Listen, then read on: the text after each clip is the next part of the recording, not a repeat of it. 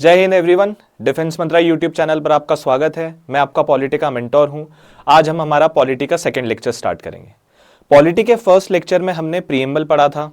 Preamble के हमने objectives देखे थे, नेचर ऑफ इंडियन स्टेट हमने देखा था, उसके बाद में कॉन्स्टिट्यूशंस के क्या ऑब्जेक्टिव्स है वो सारी चीजें हमने डिस्कस करी थी। साथ ही साथ हमने देखा था आइडियल्स और कुछ सर्टन ऑब्जेक्टिव्स क्या होंगे इंडियन कॉन्स्टिट्यूशन के, वो सारी चीजें डिस्कस करी थी। आज हम पढ़ेंगे salient features of Indian constitution. वो पढ़ने से पहले हम ये समझते हैं, देखिए आज के टाइम पर लगभग हर एक कंट्री के पास में अपना कॉन्स्टिट्यूशन है, तो ऐसे में इंडियन कॉन्स्टिट्यूशन यूनिक क्यों है? ऐसी क्या चीजें हैं जो इंडियन कॉन्स्टिट्यूशन को यूनिक बनाती है? वो सारी चीजें हमें, उसका आंसर हमें तब मिलेगा जब हम salient features of Indian constitution कर लेंगे। लेकिन उससे पहले भी मैं आपको ये बता दूं कि जो हमारा अप्रोच रहेगा वो पीवाईक्यू ओरिएंटेड होगा, एग्जाम ओरिएंटेड होगा। हमें फाउंडेशन स्ट्रांग करना है, कंसेप्चुअल क्लैरिटी को बिल्ड करना है, हमें एक्सपर्टीज डेवलप नहीं करनी है। बहुत सारे सेलिएंट फीचर्स हैं, हम एक एक को डिटेल में लेकिन सिंपल लैंग्वेज में कवर करेंगे। अब हमारा जो फर्स्ट सेलिएंट फीचर है इंडियन कॉन्स्टिट्यूशन का, वो है लेंदियस रिटन कॉन्स्टिट्यूशन।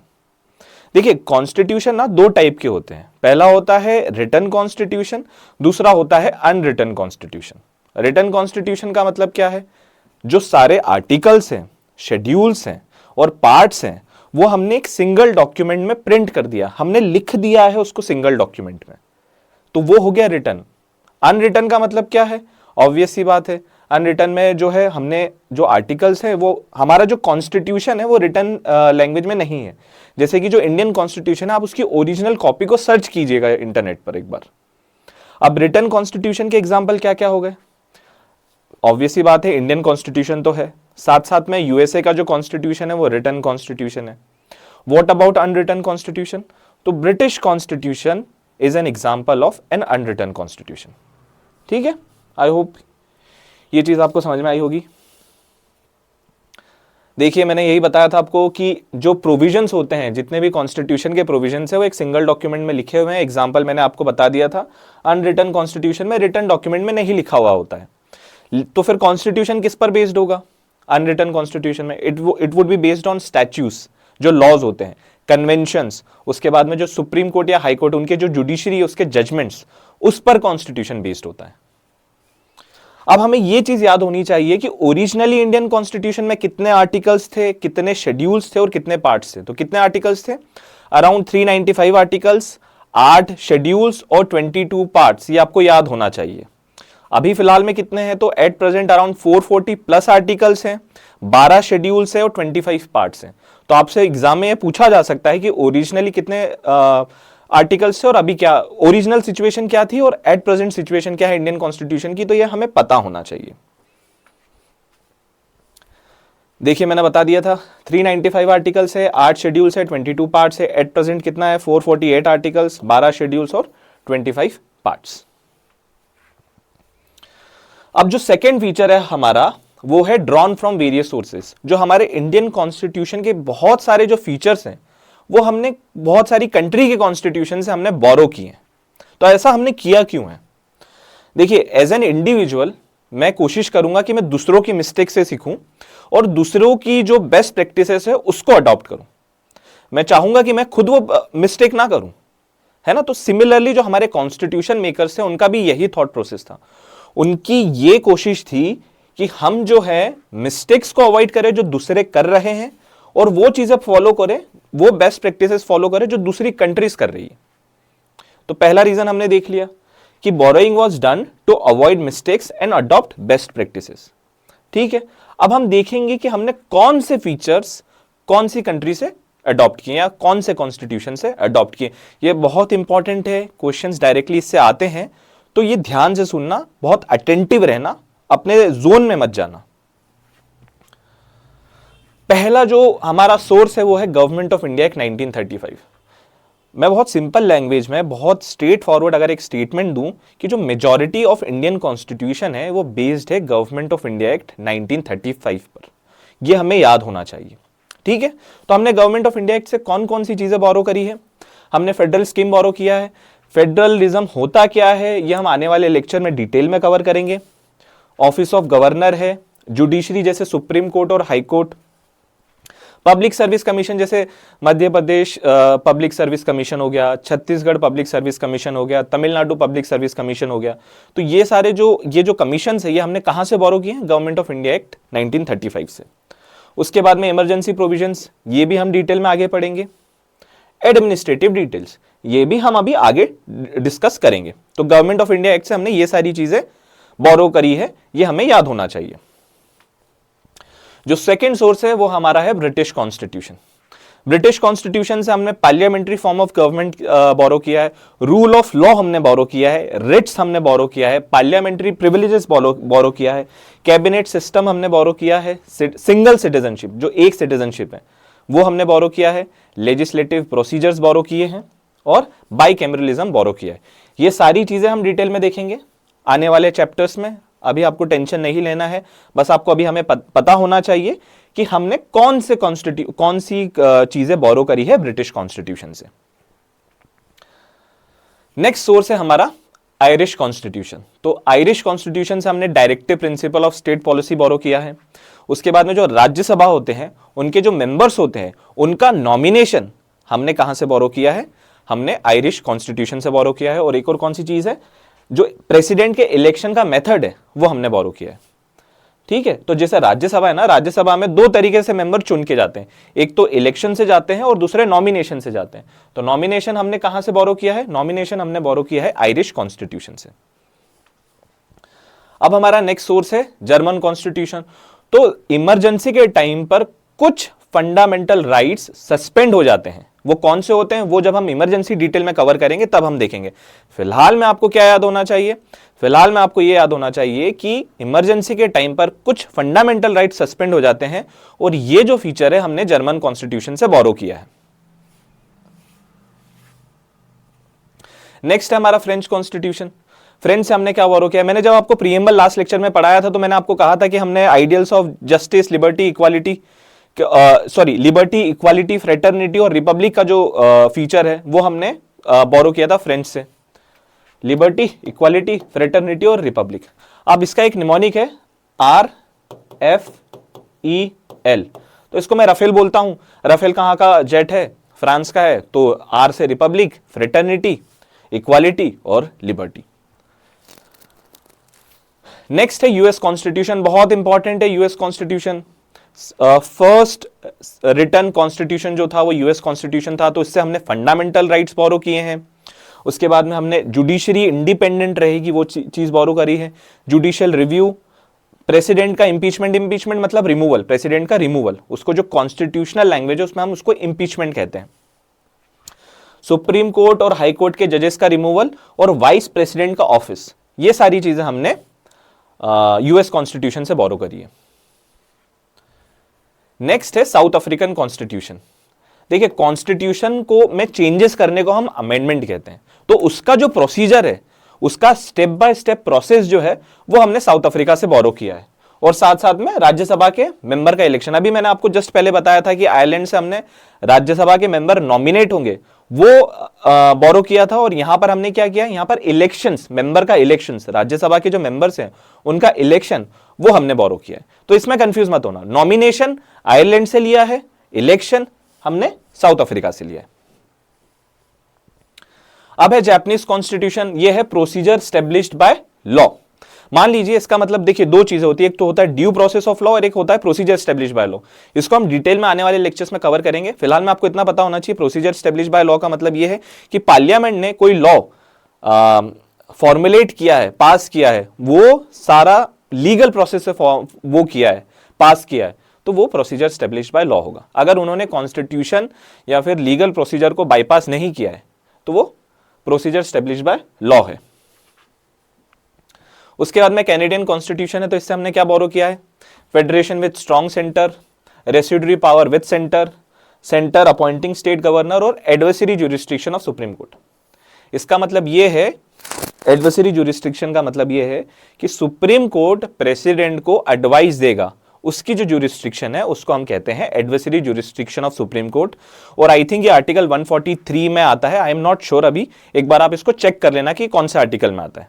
ठीक है, अब इसको याद रखने की एक ट्रिक मैं आपको बताता हूं। देखिए क्या लिखा हुआ है, फेडरेशन विद स्ट्रॉन्ग सेंटर। है ना, federation with strong centre, residuary power with centre, centre appointing state governor. तो ये तीनों चीजें क्या बता रहा है, मेजॉरिटी जो पावर है वो सेंट्रल गवर्नमेंट के पास में। तो कहीं कोई फीचर आ जाए बोरोइंग का जहां पर जो पावर है वो बता रहा है किसकी तरफ टिल्ट है, वो सेंटर की तरफ टिल्ट है, तो मोस्ट ऑफ द टाइम हमने वो प्रोविजंस कहां से बोरो किए हैं, कनाडा से बोरो किए। आई होप आपको यहां तक चीजें समझ में आई होंगी। नेक्स्ट है ऑस्ट्रेलियन कॉन्स्टिट्यूशन। तो पार्लियामेंट की ज्वाइंट सिटिंग, कॉन्करेंट लिस्ट, ये क्या होता है ये भी हम अभी डिस्कस करेंगे, और freedom of trade, commerce and intercourse, ये भी हमने ऑस्ट्रेलिया से बोरो किया है। तो मैं ऐसा याद रखता हूं कि फ्रीडम ऑफ ट्रेड सबसे ज्यादा किसके पास में है, तो वो है ब्रेट ली के पास में। Brett Lee is an Australian player, तो उस तरीके से मैं याद रखने की कोशिश करता था। आप इसको आपके प्लेयर के हिसाब से भी याद रख सकते हो, स्टीवन स्मिथ से आप याद रख सकते हो, ट्रेविस हेड से याद रख सकते हो। अब जो नेक्स्ट फीचर है वो है सोवियत कॉन्स्टिट्यूशन। सोवियत से हमने, सोवियत याद रखना यूएसएसआर और रशिया, ये कंफ्यूज मत होना एग्जाम में अगर सोवियत आ जाए, ठीक है, तो कंफ्यूज बिल्कुल मत होना। सोवियत, यूएसएसआर और रशिया तीनों सेम चीज की बात कर रहा है। तो इससे हमने फंडामेंटल ड्यूटीज बोरो करी है और जस्टिस के आइडियल्स जो है, प्रीएम्बल में मैंने आपको पढ़ाया था, सोशल जस्टिस होता है, इकोनॉमिक जस्टिस होता है, पॉलिटिकल जस्टिस होता है। एक बार आप पेपर में लिख के देखना कि क्या सोशल जस्टिस होता है, क्या इकोनॉमिक जस्टिस होता है, क्या पॉलिटिकल जस्टिस होता है, एक्टिव रिकॉल करके आप देखना। तो ये जो चीजें हैं हमने कहां से बोरो करी है, यूएसएसआर से बोरो करी है। अब देखिए हमें पता है ना कि फंडामेंटल राइट्स हमने यूएस से बोरो किए, फंडामेंटल ड्यूटीज हमने यूएसएसआर से बोरो किए। तो हमें पता है ना कि यूएसए और रशिया के बीच में अभी कोल्ड वॉर, तो अब तो कोल्ड वॉर से ज्यादा वॉर हो गया है, बड़ा वॉर हो गया है वो, तो कोल्ड वॉर से ज्यादा हो गया है। तो अब किसने कहां से बोरो किया है, फंडामेंटल राइट्स हमने यूएस से किए हैं, राइट्स हमें कौन दे रहा है, यूएस दे रहा है, और ड्यूटीज हमें कौन दे रहा है, यूएसएसआर दे रहा है। तो इस तरीके से आप थोड़ा सा रिलेट करके याद रख सकते हैं, थोड़ा उससे आपका करंट अफेयर्स भी अच्छा हो जाएगा। ये हमने देख लिया था यहां तक कि हमने कौन से, किस कंट्री के कॉन्स्टिट्यूशन से हमने कौन से फीचर्स बोरो करें। तो ये आपके लिए इंपॉर्टेंट है, ये आपको याद होना चाहिए। अब उसमें भी मैं अगर आपको बताऊं ना, तो मैं पहले क्या याद रखने की कोशिश करूंगा, मैं उन कंट्रीज के फीचर्स याद रखने की कोशिश करूंगा जहां से हमने 1, 2 या 3 फीचर्स को बोरो किया है। मान लीजिए जैसे हमने जापान से प्रोसीजर स्टेब्लिश बाय लॉ बोरो किया, तो मुझे ये याद रहेगा। आयरिश कॉन्स्टिट्यूशन से हमने डीपीएसपी बोरो किया है। उसके बाद में फ्रांस से हमने रफेल किया था, रिपब्लिक, फ्रेटर्निटी, इक्वालिटी, लिबर्टी। तो मैं पहले ये याद रखूंगा, उसके बाद में जो ज्यादा वाले फीचर्स है जैसे government of India act, British constitution, USA, वहां से वो सारी चीजें याद रखूंगा। तो पहले छोटी छोटी चीजें फिर बड़ी चीजें, उससे क्या होगा ना, मेरी मेमोरी को बर्डन थोड़ा कम पड़ेगा। और एग्जाम में कभी कभी ऐसा होगा कि आपको अगर ये सारी चीजें छोटी छोटी कंट्रीज के फीचर्स याद है, मतलब 1-1, 2-2 फीचर्स वाले याद है, तो आप ऑप्शन से एलिमिनेट करके भी आंसर निकाल लोगे। मैं वैसे वो सजेस्ट नहीं करता हूं, लेकिन अगर कम टाइम में करना है मान लीजिए, या फिर अगर आपको नहीं याद आ रहा है, तो इस तरीके से हम उसको अप्रोच कर सकते हैं क्वेश्चन को। अब जो हमारा नेक्स्ट फीचर है वो है इंटीग्रेटेड जुडिशरी और इंडिपेंडेंट जुडिशरी। तो पहले मैं आपको बता दूं कि इंडिया का स्ट्रक्चर क्या है जुडिशरी का, पहले हम वो समझते हैं। तो इंडिया के स्ट्रक्चर में हमें पता है ना, सबसे पहले सुप्रीम कोर्ट होता है, सबसे टॉप पर सुप्रीम कोर्ट है। उसके बाद में फिर हाई कोर्ट्स होते हैं रिस्पेक्टिव स्टेट्स के, बहुत सारे हाई कोर्ट्स हो गए, है ना। अब हाई कोर्ट के नीचे क्या होगा, डिस्ट्रिक्ट कोर्ट होंगे, बहुत सारे डिस्ट्रिक्ट कोर्ट होंगे अलग अलग डिस्ट्रिक्ट के, और उनके नीचे क्या होगा, सबऑर्डिनेट कोर्ट, जैसे फैमिली कोर्ट हो गए, सेशन कोर्ट्स हो गए। तो ये क्या है, ये स्ट्रक्चर है। सबसे टॉप पर हमारा कौन है, सुप्रीम कोर्ट। उसके बाद में स्टेट में टॉप पर कौन है, हाई कोर्ट। हाई कोर्ट के अंदर कौन कौन से कोर्ट है, डिस्ट्रिक्ट कोर्ट्स हैं। डिस्ट्रिक्ट कोर्ट के अंदर कौन से कोर्ट्स हैं, सबऑर्डिनेट कोर्ट्स है। तो ये हमें याद होना चाहिए। तो ये क्या है, ये एक ही तो चेन है पूरी, इसी को तो हम इंटीग्रेटेड जुडिशरी कहते हैं, ठीक है। तो हमें ये याद होना चाहिए। अब इंटीग्रेटेड जुडिशरी का एक और मतलब होता है, इंटीग्रेटेड जुडिशरी का मतलब ये होता है, पहले आप समझिए कि जैसे यूएसए है, तो यूएसए में क्या होता है ना, यूएसए में फेडरल जुडिशरी होती है और स्टेट जुडिशरी होती है। जो फेडरल जुडिशरी होती है ना, वो फेडरल लॉ को इन्फोर्स कर रही होती है, और जो स्टेट जुडिशरी होती है ना, वो स्टेट लॉ को इन्फोर्स कर रही होती है।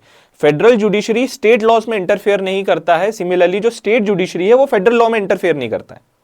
फेडरल लॉ मतलब कि सेंट्रल गवर्नमेंट का लॉ, ठीक है। तो ये होता है हमारा यूएसए में ऐसा चलता है। लेकिन इंडिया में क्या है, इंडिया में आपका हाई कोर्ट जो है वो भी सेंट्रल गवर्नमेंट के लॉ को अनकॉन्स्टिट्यूशनल डिक्लेयर कर सकता है, उसकी वैलिडिटी को चेक कर सकता है। सिमिलरली सुप्रीम कोर्ट जो है वो स्टेट गवर्नमेंट के लॉस को चेक कर सकता है, उसकी वैलिडिटी चेक कर सकता है, उसको अनकॉन्स्टिट्यूशनल डिक्लेयर कर सकता है। तो Supreme Court also enforcing state laws as well as central laws, जो स्टेट गवर्नमेंट ने लॉज बनाए उसको भी इन्फोर्स कर रहा है और जो सेंट्रल गवर्नमेंट ने लॉ बनाया उसको भी इन्फोर्स कर रहा है। सिमिलरली जो हमारे हाई कोर्ट्स होते हैं, रिस्पेक्टिव हाई कोर्ट्स होते हैं, मान लीजिए एमपी के हाई कोर्ट है, तो वो तमिलनाडु ने कोई लॉ पास किया है और एमपी हाई कोर्ट की जो रिस्ट्रिक्शन है, तो वो तमिलनाडु के स्टेट लॉस को भी इन्फोर्स कर सकता है। वो ये नहीं कह सकते कि नहीं नहीं आपकी जो रिस्ट्रिक्शन थोड़ी ना है, ऐसा नहीं होता है। सिमिलरली जो सुप्रीम कोर्ट है, सुप्रीम कोर्ट ने मान लीजिए एमपी गवर्नमेंट ने गैम्बलिंग को जस्टिफाई करने के लिए, लीगल करने के लिए एक लॉ पास कर दिया। सुप्रीम कोर्ट ने बोला नहीं आप ये नहीं कर सकते, इट इज अनकॉन्स्टिट्यूशनल। तो एमपी गवर्नमेंट ये नहीं बोल सकती कि नहीं नहीं ये तो स्टेट लॉ है, आप इस लॉ को आपका इस पे कोई जुरिस्डिक्शन नहीं है। तो हमें क्या याद होना चाहिए, कुल मिला के एक बात हमें याद होनी चाहिए कि both state judiciary as well as High Court, Supreme Court can enforce state laws as well as central laws. तो ये क्या हो गया, ये शो करता है इंटीग्रेटेड नेचर ऑफ जुडिशरी। यही है सेम कोर्ट, ये मैंने वही चीज बताई है यहां पर। उसके बाद में कंपैरिजन किया था तो मैंने आपको कंपैरिजन भी बता दिया था, वही चीज लिखी हुई है यहां पे। अब हम मूव करते हैं नेक्स्ट जो हमारे फीचर्स है, सेलिएंट फीचर्स है। एक है fundamental rights, directive principle of state policies, और उसके बाद में है फंडामेंटल ड्यूटीज। अब ये सारी चीजें हम आने वाले लेक्चर में डिटेल में कवर करेंगे, इसको अभी हमें ध्यान नहीं देना इस पर, इसीलिए मैं इसको अभी स्किप कर रहा हूं। बस मैं आपको बता रहा हूं कि these are the salient features of Indian constitution which makes Indian constitution unique, special in present context. Next है हमारा सेक्युलर स्टेट। मैंने आपको जब प्रीएम्बल पढ़ाया था तब भी बताया था कि सेक्युलर वर्ड कौन से कॉन्स्टिट्यूशनल अमेंडमेंट एक्ट से हमने ऐड किया था, याद कीजिए 42nd कॉन्स्टिट्यूशनल अमेंडमेंट एक्ट। और कौन कौन सी चीजें हमने ऐड करी थी, हमने ऐड किया था ISS, international space station, integrity, socialist और सेक्युलर वर्ड हमने ऐड किया था प्रीएम्बल में। सेक्युलर होता क्या है, तो मैंने बताया था कि state do not have any official religion, individual can follow any belief और if they want to follow none they can do that. If I want to become an atheist, if I don't want to follow any other beliefs, I can do that. Secular state gives me permission, gives me freedom to do that. उसके बाद में state जो है क्या कहते हैं उसे, state जो है वो न्यूट्रल रहता है, ना तो वो किसी रिलीजन को फेवर करता है, ना ही वो किसी रिलीजन के अगेंस्ट जाता है। ये इन थ्योरी में बात कर रहा हूँ, प्रैक्टिकल पे मत जाना। Whatever we have to, whatever relevant from exam, हमें वही चीजें याद होनी चाहिए। उसके बाद में मैंने आपको बताया था दो टाइप के मॉडल्स मैंने आपको बताया था, एक इंडियन मॉडल ऑफ सेक्युलरिज्म है और एक वेस्टर्न मॉडल ऑफ सेक्युलरिज्म है। मैंने आपको बताया था इंडियन मॉडल जो है वो पॉजिटिव मॉडल भी हम इसे कहते हैं। क्यों? क्योंकि स्टेट जो है वो न्यूट्रल है, इक्वली सपोर्ट करेगा, equal treatment of all religion, equal respect to all religion, whether it is minority religion और majority religion, it doesn't matter. वही चीजें यहां पर लिखी हुई है। अब एक इंपॉर्टेंट चीज ये है, मैंने आपको बताया था कि जो सेक्युलर टर्म है 42nd कॉन्स्टिट्यूशनल अमेंडमेंट एक्ट से हमने ऐड किया था। तो क्या इससे पहले इंडियन कॉन्स्टिट्यूशन सेक्युलर था? बिल्कुल था। क्यों? कैसे पता चलता है हमें? आर्टिकल 14 से पता चलता है, इक्वालिटी बिफोर लॉ। हमें पता चलता है आर्टिकल 15 से, प्रोहिबिशन ऑफ डिस्क्रिमिनेशन से पता चलता है on the basis of religion, race, caste, sex, place of birth. उसके बाद में हमें कहां से पता चलता है? हमें आर्टिकल 25 से पता चलता है, which guarantee freedom of religion, right to profess, practice and propagate religion. उसके बाद में 26 हो गया, 27 हो गया, 28 हो गया, आर्टिकल 29 हो गया, 2030 हो गया, cultural and educational right, minority rights. तो ये सारी चीजें क्या बताता है? ये रिफ्लेक्ट करता है secular nature of Indian state. तो आपसे कोई बोले ना कि why India is a secular state, तो ये सारे आर्टिकल फेंक के मारना। कौन कौन से हैं? आर्टिकल 14 है, 15 है, 16 है, 25, 28 है, 29, 30 है और आर्टिकल 44 है, यूनिफॉर्म सिविल कोड। याद होना चाहिए, uniform civil code directive principle of state policy में जब हम करेंगे तब इसको कवर करेंगे। उसके बाद में हमको याद कीजिए प्रीएम्बल में कौन कौन से लिबर्टी की हमको आजादी थी। Liberty of faith, liberty of belief, liberty of worship, liberty of thought. तो उसमें से जो लिबर्टी ऑफ फेथ है और लिबर्टी ऑफ बिलीफ है, ये दो जो लिबर्टी है ये रिफ्लेक्ट करती है क्या? Secular nature of Indian state. उसके बाद में सेक्युलर टर्म भी जो हमने 42nd कॉन्स्टिट्यूशनल अमेंडमेंट एक्ट से किया था वो भी रिफ्लेक्ट करता है सेक्युलर नेचर। तो आई होप आपको यहां तक चीजें समझ में आई होंगी। उसके बाद में मैंने आपको पॉजिटिव मॉडल बता दिया था। अब मैंने कहा था कि वेस्टर्न मॉडल जो है वो नेगेटिव है, तो ऐसा क्यों होता है? तो इसको आप समझिए इस तरीके से कि there is a strict separation of religion and state in western model of secularism. क्या कहा मैंने? स्ट्रिक्ट सेपरेशन है किसके बीच में? वेस्टर्न, वो स्टेट के बीच में और रिलीजन के बीच में। Religion will not interfere in the matters of state and state will not interfere in the matter of religion. तो there is a strict separation. और दूसरी चीज क्या है? No public display of religion except on the religious places. अगर आप religious places पर नहीं हो तो आप पब्लिक प्लेसेस पर भजन कीर्तन, नमाज, ये सारी चीजें नहीं कर सकते हो। कहां पर? वेस्टर्न कंट्री में। तो ये वेस्टर्न मॉडल ऑफ सेक्युलरिज्म बता रहा हूं, इसको इंडियन मॉडल ऑफ सेक्युलरिज्म से कंफ्यूज मत करना। सेक्युलरिज्म के बहुत सारे टाइप होते हैं, हमारे लिए सिर्फ 2 ही इंपॉर्टेंट है एग्जाम के पॉइंट ऑफ व्यू से, ठीक है। यही चीज है, मैंने आपको बताया था, कंप्लीट सेपरेशन है और no open display of religion. अब दूसरा है, नेक्स्ट जो हमारा फीचर है वो है यूनिवर्सल एडल्ट फ्रेंचाइजी। अगर इसको मैं बहुत साफ सुंदर शब्दों में कहूं तो इसका मतलब होता है वोट देने का अधिकार, franchise. Whether I am exercising right to vote और not, it is universal adult franchisee. So every individual, if he or she or they are eligible to vote, they can vote, and we cannot discriminate them on the basis of religion, on the basis of caste, on the basis of sex, on the basis of place of birth, or on the basis of region and so on. ठीक है, तो ये होता है universal adult franchise, one of the features है। और हम universal adult franchise कौन कौन से इलेक्शंस में एक्सरसाइज करते हैं? हम जब हमारा प्राइम मिनिस्टर इलेक्ट करने की बात होती है, या फिर हम जब हमारा सांसद चुनते हैं, तब हम यूनिवर्सल एडल्ट फ्रेंचाइजी एक्सरसाइज करते हैं। और विधानसभा, जब हम हमारे विधायक जी को इलेक्ट करने की कोशिश करते हैं, तब हम यूनिवर्सल एडल्ट फ्रेंचाइजी को एक्सरसाइज करते हैं। तो 2 जगहों पे करते हैं, लोकसभा के इलेक्शन में और विधानसभा के इलेक्शन में। यहां पर मैंने वही चीज लिखी हुई है, every citizen not less than 18 years of age. अगर आप 18 के हो गए हो, इलेक्टोरल रोल में आप रजिस्टर हो, आपके यहाँ पे इलेक्शंस हैं, तो आप आपके बूथ पर जाके वोट दे सकते हो। अब ये चीज समझना, यहाँ पे लिखा हुआ है 18 ईयर्स, तो ओरिजिनली कॉन्स्टिट्यूशन में जो एज थी वो 21 थी। 21 साल के बाद में आप वोट दे सकते थे ओरिजिनली। ये हमने चेंज किया और इसको हम 18 साल पर लेके आए। कौन से कॉन्स्टिट्यूशनल अमेंडमेंट्स हम लेके आए थे? याद रखिएगा, 61st constitutional amendment act 1988, by which we have changed the age from 21 to 18 for universal adult franchise. I hope आपको यहां तक चीजें समझ में आई होंगी, वही चीजें मैंने यहां पर लिखी हुई है स्लाइड्स में। अब नेक्स्ट है सिंगल सिटीजनशिप। जब मैंने आपको प्रीएम्बल पढ़ाया था, तब मैंने आपको बताया था fraternity assuring the dignity of individual and brotherhood. 2 चीजें मैंने बताई थी। और जब मैंने ब्रदरहुड बोला था, भाईचारा बोला था, तो मैंने बोला था ब्रदरहुड जो है हम प्रमोट करते हैं थ्रू सिंगल सिटीजनशिप। और ये हमने सिंगल सिटीजनशिप कहां से बोरो किया? याद कीजिए, अभी मैंने पढ़ाया आपको जस्ट 5 मिनट पहले। हमने ये बोरो किया है ब्रिटिश कॉन्स्टिट्यूशन से। एकता रखने के लिए जब इंडिया आजाद हुआ था, तो बहुत सारी रेडिकल टेंडेंसी थी जो कि इंडिया की यूनिटी को नेगेटिवली हर्ट कर रही थी। तो फिर कहा गया कि सिंगल सिटीजनशिप जो है एक तरीका है जिससे हम भाईचारा, ब्रदरहुड मेंटेन कर सकते हैं। आज हम बोलते हैं we are the citizens of India. मैं ऐसा नहीं बोलता we are the citizen of MP, we are the citizen of UP, we are the citizen of Tamil Nadu. We are citizen of what? We are citizen of India. हम भारत के नागरिक हैं। अगर हम यूएसए में मिल रहे हैं तो हम यही कहेंगे कि हम भारत के नागरिक हैं। उसके बाद में हम पूछेंगे कि कौन से रीजन से आप हो। पहले आप यही पूछते हो ना, इंडियन हो ना, इंडियन हो ना, यही पूछते हो ना आप किसी से भी। आपने अगर यूट्यूबर व्लॉगर को भी देखा होगा तो आपने देखा होगा कि वो क्या पूछ रहा है कि भाई इंडियन इंडियन। ये तो नहीं पूछ रहा कि भाई एमपी से हो, भाई यूपी से हो, भाई तमिलनाडु से हो। वो तो बात की बात हो गई। तो वैसे ही हम भारत के नागरिक हैं। ये होता है सिंगल सिटीजनशिप। अब ड्यूअल सिटीजनशिप क्या होता है? ड्यूअल सिटीजनशिप हमें कहां देखने को मिलता है? यूनाइटेड स्टेट्स ऑफ अमेरिका में। यूएसए में क्या होता है ना, आप पर्टिकुलर स्टेट के भी सिटीजन हो और यूएसए के भी सिटीजन हो। तो मैं कैलिफोर्निया का भी सिटीजन हूं और मैं यूएसए का भी सिटीजन हूं। ये होता है ड्यूअल सिटीजनशिप।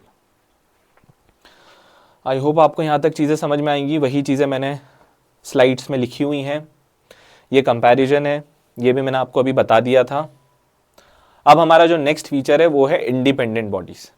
देखिए, कॉन्स्टिट्यूशन को प्रोटेक्ट करने के लिए हमारे पास में जुडिशरी तो है, साथ साथ में कुछ इंडिपेंडेंट बॉडीज भी है जो कि कॉन्स्टिट्यूशन को सेफगार्ड करके रखता है।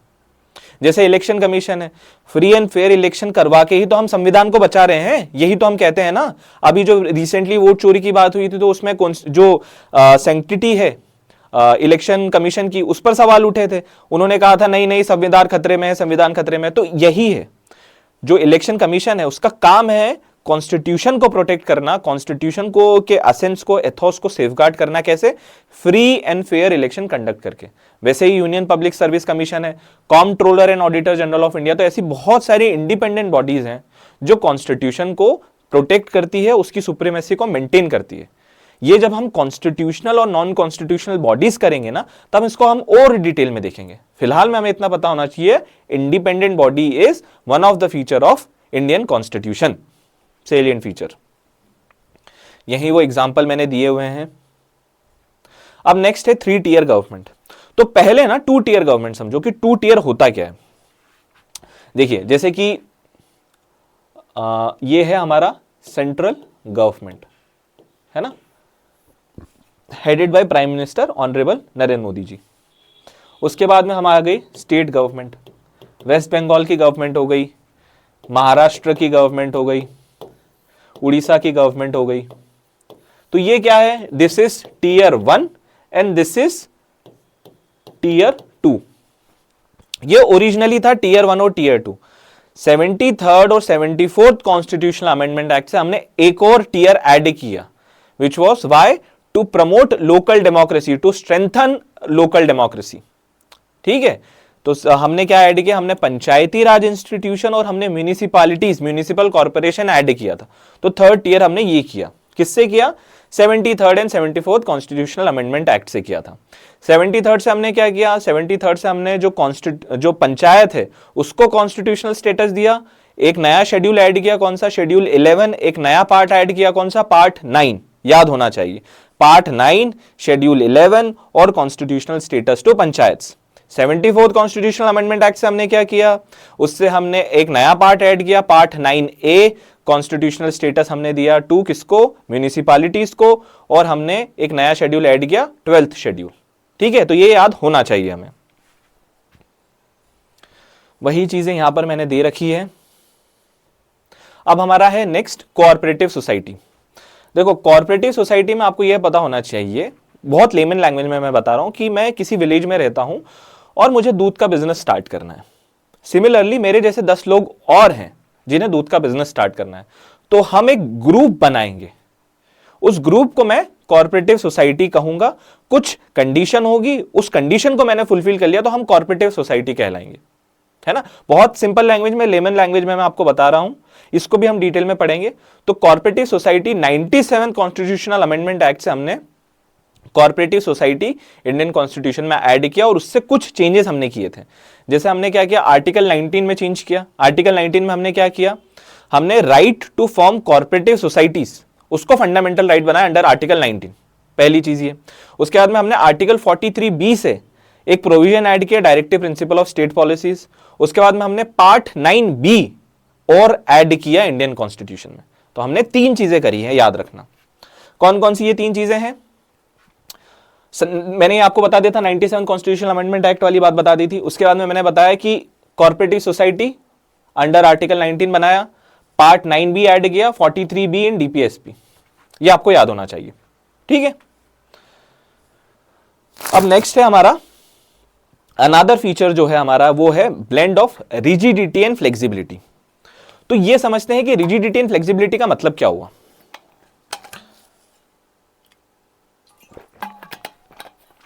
देखिए रिजिडिटी का मतलब ये होता है, इसको एग्जांपल से समझिए। यार मैं बहुत रिजिड हूं, इसका मतलब ये हुआ कि मैं बहुत जल्दी चेंज नहीं होता हूं, मैं चेंज होने में या तो बहुत स्लो हूं या मैं हो ही नहीं रहा हूं, that is why I am rigid. यार मैं बहुत फ्लेक्सिबल हूं, मतलब मैं बहुत जल्दी जल्दी चेंज हो रहा हूं। जैसे आलू होता है ना, आलू हमने किसी भी सब्जी में डाल दी, वो स्वाद दे रहा है, तो वो बहुत कितना फ्लेक्सिबल है आलू। तो उसी तरीके से कॉन्स्टिट्यूशन भी रिजिड कॉन्स्टिट्यूशन होता है और फ्लेक्सिबल कॉन्स्टिट्यूशन होता है, ठीक है। तो रिजिड कॉन्स्टिट्यूशन क्या है?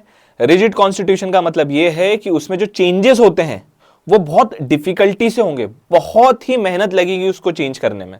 उसके लिए आपको एक स्पेशल प्रोसीजर फॉलो करना होगा, और वो जो स्पेशल प्रोसीजर है वो एकदम ऐसा है कि कांटों पर चलना या फिर अंगारों पर चलने वाली बात है, अगर उसको हमें चेंज करना है तो वो डिफिकल्ट हुआ। तो रिजिड कॉन्स्टिट्यूशन क्या है? Very difficult to amend, very difficult to change. Example American constitution. अब अगर आप अमेरिका की बात करोगे ना तो अमेरिका में अराउंड 7 या 8 आर्टिकल है, मैं श्योर नहीं हूं एग्जैक्टली कितने आर्टिकल्स हैं, लेकिन 7 या 8 आर्टिकल्स है अमेरिका में। क्यों? क्योंकि अमेरिकन कॉन्स्टिट्यूशन को चेंज करने में बहुत डिफिकल्टी होती है। वो एक एग्जाम्पल है रिजिड कॉन्स्टिट्यूशन का। सिमिलरली फ्लेक्सिबल कॉन्स्टिट्यूशन का एग्जाम्पल क्या है? फ्लेक्सिबल कॉन्स्टिट्यूशन का एग्जाम्पल है ब्रिटिश कॉन्स्टिट्यूशन। देखिए ब्रिटिश कॉन्स्टिट्यूशन में ना बहुत इजीली चेंज कर सकते हैं। मैंने शायद ये भी सुना था कि अगर ब्रिटिश कॉन्स्टिट्यूशन ने कल को मैन को वुमेन और वुमेन को मैन बना दिया तो ये भी पॉसिबल है वहां पर। वो इतना इजीली हम आप ब्रिटिश कॉन्स्टिट्यूशन को चेंज कर सकते हो, इतना फ्लेक्सिबल है वो। जिस तरीके से आपने ऑर्डिनरी लॉस में चेंज किए ना उसी तरीके से आप कॉन्स्टिट्यूशन को भी चेंज कर दोगे। तो फिर क्या फर्क रह गया कॉन्स्टिट्यूशन में और ऑर्डिनरी लॉज में? अगर कॉन्स्टिट्यूशन है तो उसको चेंज करने के लिए थोड़ी तो मेहनत होनी चाहिए ना, थोड़ी तो डिफिकल्टी होनी चाहिए ना, वरना फिर जो कॉन्स्टिट्यूशन है और ऑर्डिनरी लॉ है उसमें फर्क क्या रह जाएगा? ये है। लेकिन जो इंडियन कॉन्स्टिट्यूशन है, हमने थोड़ा दिमाग लगाया। हमारे जो कॉन्स्टिट्यूशन मेकर थे देवर वाइस, तो सो दे यूज देयर विजडम। उन्होंने क्या किया? उन्होंने बोला नहीं नहीं, ना तो हम ज्यादा रिजिड होंगे ना ही ज्यादा फ्लेक्सिबल होंगे। जैसे एक एग्जांपल है मंचूरियन का। मंचूरियन आपका ड्राई होता है, मंचूरियन आपका ग्रेवी वाला होता है, और एक बीच में मंचूरियन आपका होता है सेमी ड्राई या सेमी ग्रेवी। तो सिमिलरली इंडियन कॉन्स्टिट्यूशन क्या? सेमी ड्राई या सेमी ग्रेवी है। फ्लेक्सिबिलिटी और रिजिडिटी का ब्लेंड है, मिक्सचर है ना?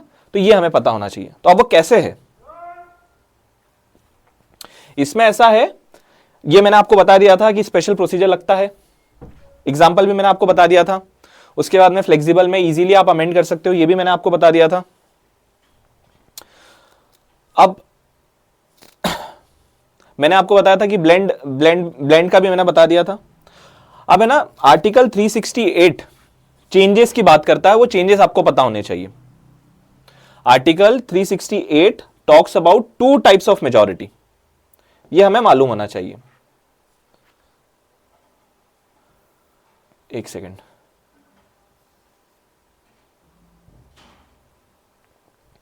ठीक है। अगर मुझे कॉन्स्टिट्यूशन में चेंज करने हैं तो आर्टिकल 368 इज टॉकिंग अबाउट कि आप 2 तरीके से कॉन्स्टिट्यूशन में चेंजेस कर सकते हो, 2 तरीके से आप कॉन्स्टिट्यूशन में अमेंडमेंट कर सकते हो। पहला होता है स्पेशल मेजॉरिटी, दूसरा होता है special majority plus ratification of half of the states. तो स्पेशल मेजॉरिटी का मतलब समझो आप। स्पेशल मेजॉरिटी का मतलब यह है 2 कंडीशन आपको फुलफिल करनी है। पहले तो majority of total membership of house. मान लीजिए कि 500 मेंबर्स ऑफ पार्लियामेंट है, तो पहली कंडीशन क्या होगी? इसका 50% होना चाहिए। तो कितना होगा इसके? 250 हो गए। उसके बाद में 2/3 of member,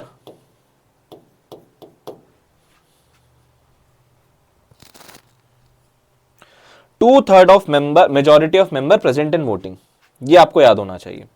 2/3 of member present and voting, मतलब कि जितने भी प्रेजेंट है उसका जो 2/3 है वो फेवर में होना चाहिए।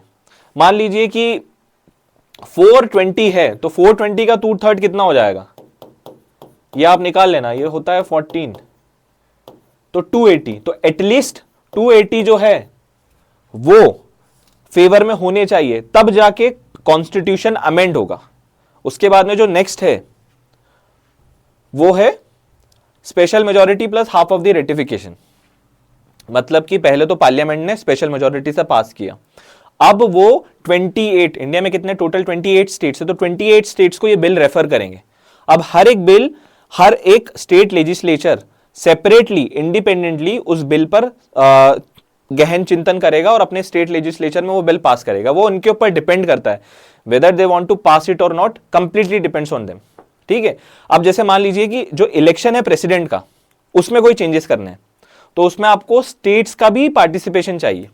अब पार्लियामेंट ने वो लॉ जो है पास कर दिया कि यस, इलेक्शन का जो प्रेसिडेंट के जो इलेक्शन है उसके मैनर में चेंजेस होने चाहिए। अब ये पार्लियामेंट ने पास कर दिया स्पेशल मेजॉरिटी से 50% of total membership, and second is 2/3 of member present in voting. ये दोनों चीजें हो गई। अब जो है ये बिल भेजा गया है किसके पास में? स्टेट्स के पास में, 28 स्टेट्स को भेजा गया।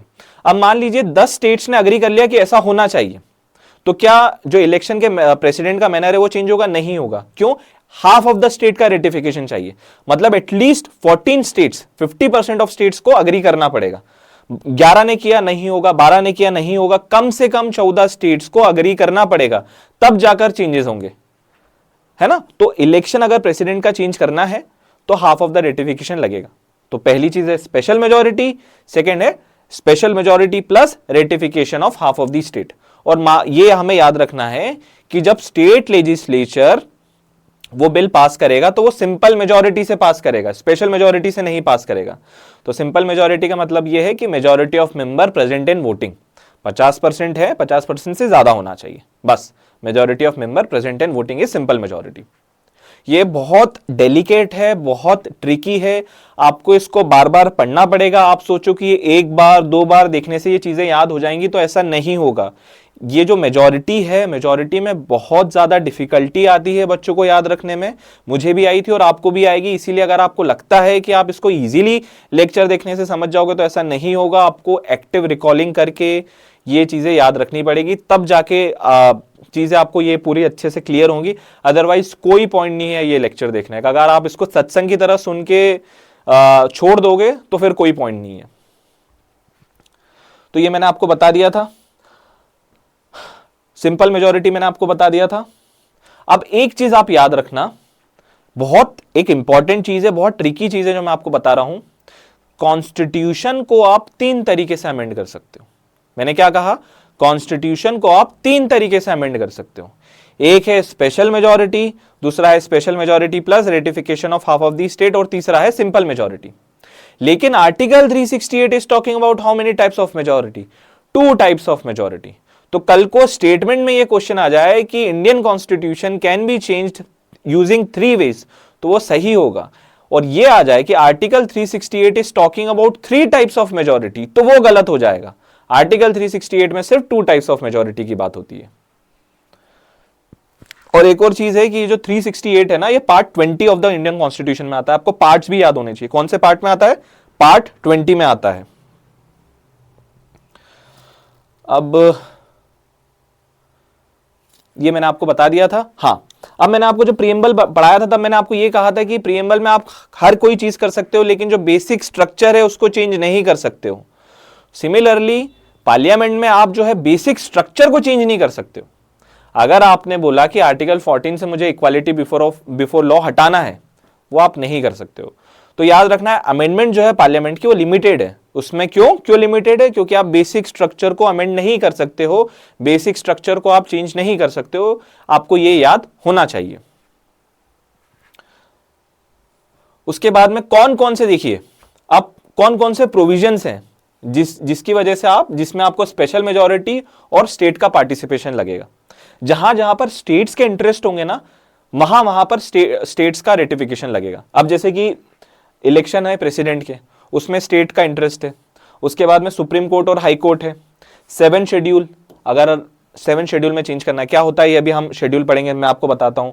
एग्जीक्यूटिव पावर जो है यूनियन गवर्नमेंट की और स्टेट गवर्नमेंट की, उसको चेंज करना है तो आपको रेटिफिकेशन लगेगा। उसके बाद में representation of states in parliament, ये जो शेड्यूल 4 है उसकी बात कर रहा है ये भी हम अभी पढ़ेंगे। उसके बाद में पार्लियामेंट की पावर, मान लीजिए आर्टिकल 368 में मेरे को चेंज करना है, आर्टिकल जिस तरीके से मैं कॉन्स्टिट्यूशन को चेंज कर रहा हूं उसी में चेंज करना है मुझे, तो उसमें भी तो मुझे हाफ ऑफ द स्टेट का रेटिफिकेशन लगेगा ना। आर्टिकल 368 में मुझे कोई चेंज करना है तो। उसके बाद में लेजिस्लेटिव पावर का डिस्ट्रीब्यूशन, ये हमें रेटिफिकेशन लगेगा स्टेट्स का। अब कहां पर सिर्फ स्पेशल मेजॉरिटी, अब जैसे इकोनॉमिक वीकर सेक्शन का हमने रिजर्वेशन दिया था, तो उसमें हमने आर्टिकल 16 में कुछ चेंजेस किए थे, तो वो स्पेशल मेजॉरिटी से गया था।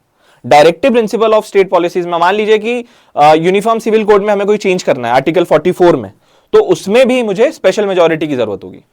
और वो सारे प्रोविजंस जो कैटेगरी 1 में नहीं है, मतलब कि रेटिफिकेशन वाले में नहीं है, और जो सिंपल मेजॉरिटी से नहीं चेंज हो रहे हैं, वो सारी चीजें स्पेशल मेजॉरिटी से चेंज होंगी। ठीक है, आई होप आपको यहां तक समझ में आया होगा। आपको ये तो याद रखना पड़ेगा कौन कौन से प्रोविजंस जो है रेटिफिकेशन, अगर आपने थोड़ा सा भी दिमाग लगा लिया ना कि हाँ यहाँ पे स्टेट्स के इंटरेस्ट हैं और ये इंपॉर्टेंट है, मतलब यहाँ पे special majority plus ratification of half of the states लगेगा। और स्पेशल मेजॉरिटी में तो 2 ही है, फंडामेंटल राइट्स और डायरेक्टिव प्रिंसिपल्स, ये तो आप याद रख सकते हो। अब हम देखते हैं, मान लीजिए कि अभी तक हमने क्या देखा, दो तरीके से हम कॉन्स्टिट्यूशन में चेंजेस कर सकते हैं, सॉरी तीन तरीके से कॉन्स्टिट्यूशन में चेंज कर सकते हैं, और article 368 is talking about two types of majority, कि दो तरीके से हम, दो मेजॉरिटी से हम कॉन्स्टिट्यूशन में चेंजेस कर सकते हैं। अब मान लीजिए मुझे चेंज करना ही है, तो क्या प्रोसेस मुझे फॉलो करना पड़ेगा, क्या स्टेप बाय स्टेप चीजें मेरे को फॉलो करनी पड़ेगी, ये चीज जो है हम देखेंगे प्रोसीजर में। तो पहली चीज आपको याद होनी चाहिए कि बिल कहां पर इंट्रोड्यूस होगा। मान लीजिए फंडामेंटल राइट्स में मुझे चेंज करना है, तो मैं कहां पर बिल इंट्रोड्यूस करूंगा, तो मैं या तो लोकसभा में कर सकता हूं या राज्यसभा में कर सकता हूं। मैं सिर्फ दो ही जगह पे कर सकता हूं, याद रखना। मैं स्टेट लेजिस्लेचर में कॉन्स्टिट्यूशन को अमेंड करने के लिए कोई भी बिल इंट्रोड्यूस नहीं कर सकता हूं, ठीक है। तो ये हमें याद होना चाहिए पहली चीज। तो कहां पर इंट्रोड्यूस होगा, लोकसभा में होगा या राज्यसभा में होगा। क्या मुझे किसी के परमिशन की जरूरत है, क्योंकि ऐसा होता है कि कई बार कुछ बिल्स में मुझे प्रेसिडेंट के परमिशन की जरूरत होगी, लेकिन अगर कॉन्स्टिट्यूशन को अमेंड करने के लिए बिल मुझे इंट्रोड्यूस करना है तो मुझे प्रेसिडेंट की प्रायर रिकमेंडेशन की जरूरत होगी क्या, नहीं होगी। ये याद रखना है हमें कि प्रायर परमिशन ऑफ प्रेसिडेंट और prior recommendation of president is not necessary. अब कौन इंट्रोड्यूस करता है बिल, कौन इंट्रोड्यूस करेगा, तो दो टाइप के कर सकते हैं, या तो मिनिस्टर्स करेंगे, अगर वो मिनिस्टर्स नहीं है तो वो प्राइवेट मेंबर है, इसमें कंफ्यूज मत होना। अब इसको समझो, बीजेपी में अराउंड 250 एमपीज हैं लोकसभा में, लेकिन उनमें से कुछ 30 या 40 जो एमपीज हैं वही काउंसिल ऑफ मिनिस्टर है या फिर वही मिनिस्टर्स हैं, जैसे कि ऑनरेबल अमित शाह जी हैं, honourable prime minister Narendra Modi ji हैं, ऑनरेबल नितिन गडकरी जी है, ऑनरेबल निर्मला सीतारमन जी है। तो ये सारे क्या हैं, ये सारे मिनिस्टर्स हैं। लेकिन ये उसके अलावा जैसे आपके कोई पर्टिकुलर कॉन्स्टिट्यूएंसी से अगर कोई बीजेपी का एमपी है लेकिन वो मिनिस्टर नहीं है तो वो प्राइवेट मेंबर है। तो वो लोग, वो एमपीस जो मिनिस्टर्स नहीं है वो प्राइवेट मेंबर्स होंगे, वो भले ही वो रूलिंग पार्टी से आ रहे हो या फिर वो अपोजिशन पार्टी से आ रहे हो, इट डजंट मैटर। इसमें बच्चे कंफ्यूज होते हैं, इसीलिए मैं आपको इतना डिटेल में बता रहा हूं, ठीक है। जैसे शशि थरूर जी है तो वो अपोजिशन पार्टी से है, लेकिन वो है तो मेंबर ऑफ पार्लियामेंट ना, तो वो प्राइवेट मेंबर होंगे। सिमिलरली अगर कोई बीजेपी से बिलोंग कर रहा है, वो मिनिस्टर नहीं है तो वो प्राइवेट मेंबर है। तो बिल कौन इंट्रोड्यूस कर सकता है, बिल इंट्रोड्यूस या तो मिनिस्टर कर सकते हैं या प्राइवेट मेंबर कर सकते हैं, दोनों कर सकते हैं, ये हमें याद होना चाहिए। उसके बाद में बिल पास करना तो हमें पता है स्पेशल, अगर कॉन्स्टिट्यूशन में अमेंडमेंट कर रहे हैं तो हमें स्पेशल मेजॉरिटी से पास करना पड़ेगा, और अगर रेटिफिकेशन चाहिए स्टेट्स का तो हमने स्पेशल मेजॉरिटी से पास किया, उसके बाद में फिर हमने स्टेट्स को भेज दिया। अब स्टेट्स के ऊपर कोई प्रेशर नहीं होता है। मान लीजिए कि हमने फंडामेंटल राइट्स को पास चेंज करने के लिए पार्लियामेंट ने बिल पास किया और वहां से स्पेशल मेजॉरिटी से पास हो गया, अब वो स्टेट्स के पास में गया है ना, जो इलेक्शंस के प्रेसिडेंट के इलेक्शंस होते हैं, अब वहां पे गया तो वो चाहे तो उस पर कोई एक्शन नहीं ले तो भी चलेगा। सेंट्रल गवर्नमेंट उनको फोर्स नहीं कर सकता है कि आपको टाइम लिमिट है, आपको इसी टाइम लिमिट में करना पड़ेगा। वो उसको रिजेक्ट भी कर सकते हैं, वो उसको अमेंड भी कर सकते हैं, वो उसको अग्री भी कर सकते हैं और उस पर कोई एक्शन ना ले वो भी चलेगा। तो ये हमें याद होना चाहिए। वही चीजें मैंने दी हुई है यहां पे। उसके बाद में ज्वाइंट सिटिंग का प्रोविजन, इसको ऐसे समझो कि आप क्लास 9th में हो, 9th ए है 9th बी है, ठीक है। ज्वाइंट सिटिंग का मतलब ये हुआ कि आपने 9th ए और 9th बी को साथ में बिठा दिया और फिर आप वोटिंग करा रहे हो, ये होता है ज्वाइंट सिटिंग। लेकिन कॉन्स्टिट्यूशनल अमेंडमेंट बिल में ज्वाइंट सिटिंग का कोई प्रोविजन नहीं होता, ये आपको याद होना चाहिए, ठीक है। कॉन्स्टिट्यूशन का कोई ज्वाइंट सिटिंग का कोई भी प्रोविजन नहीं होता है।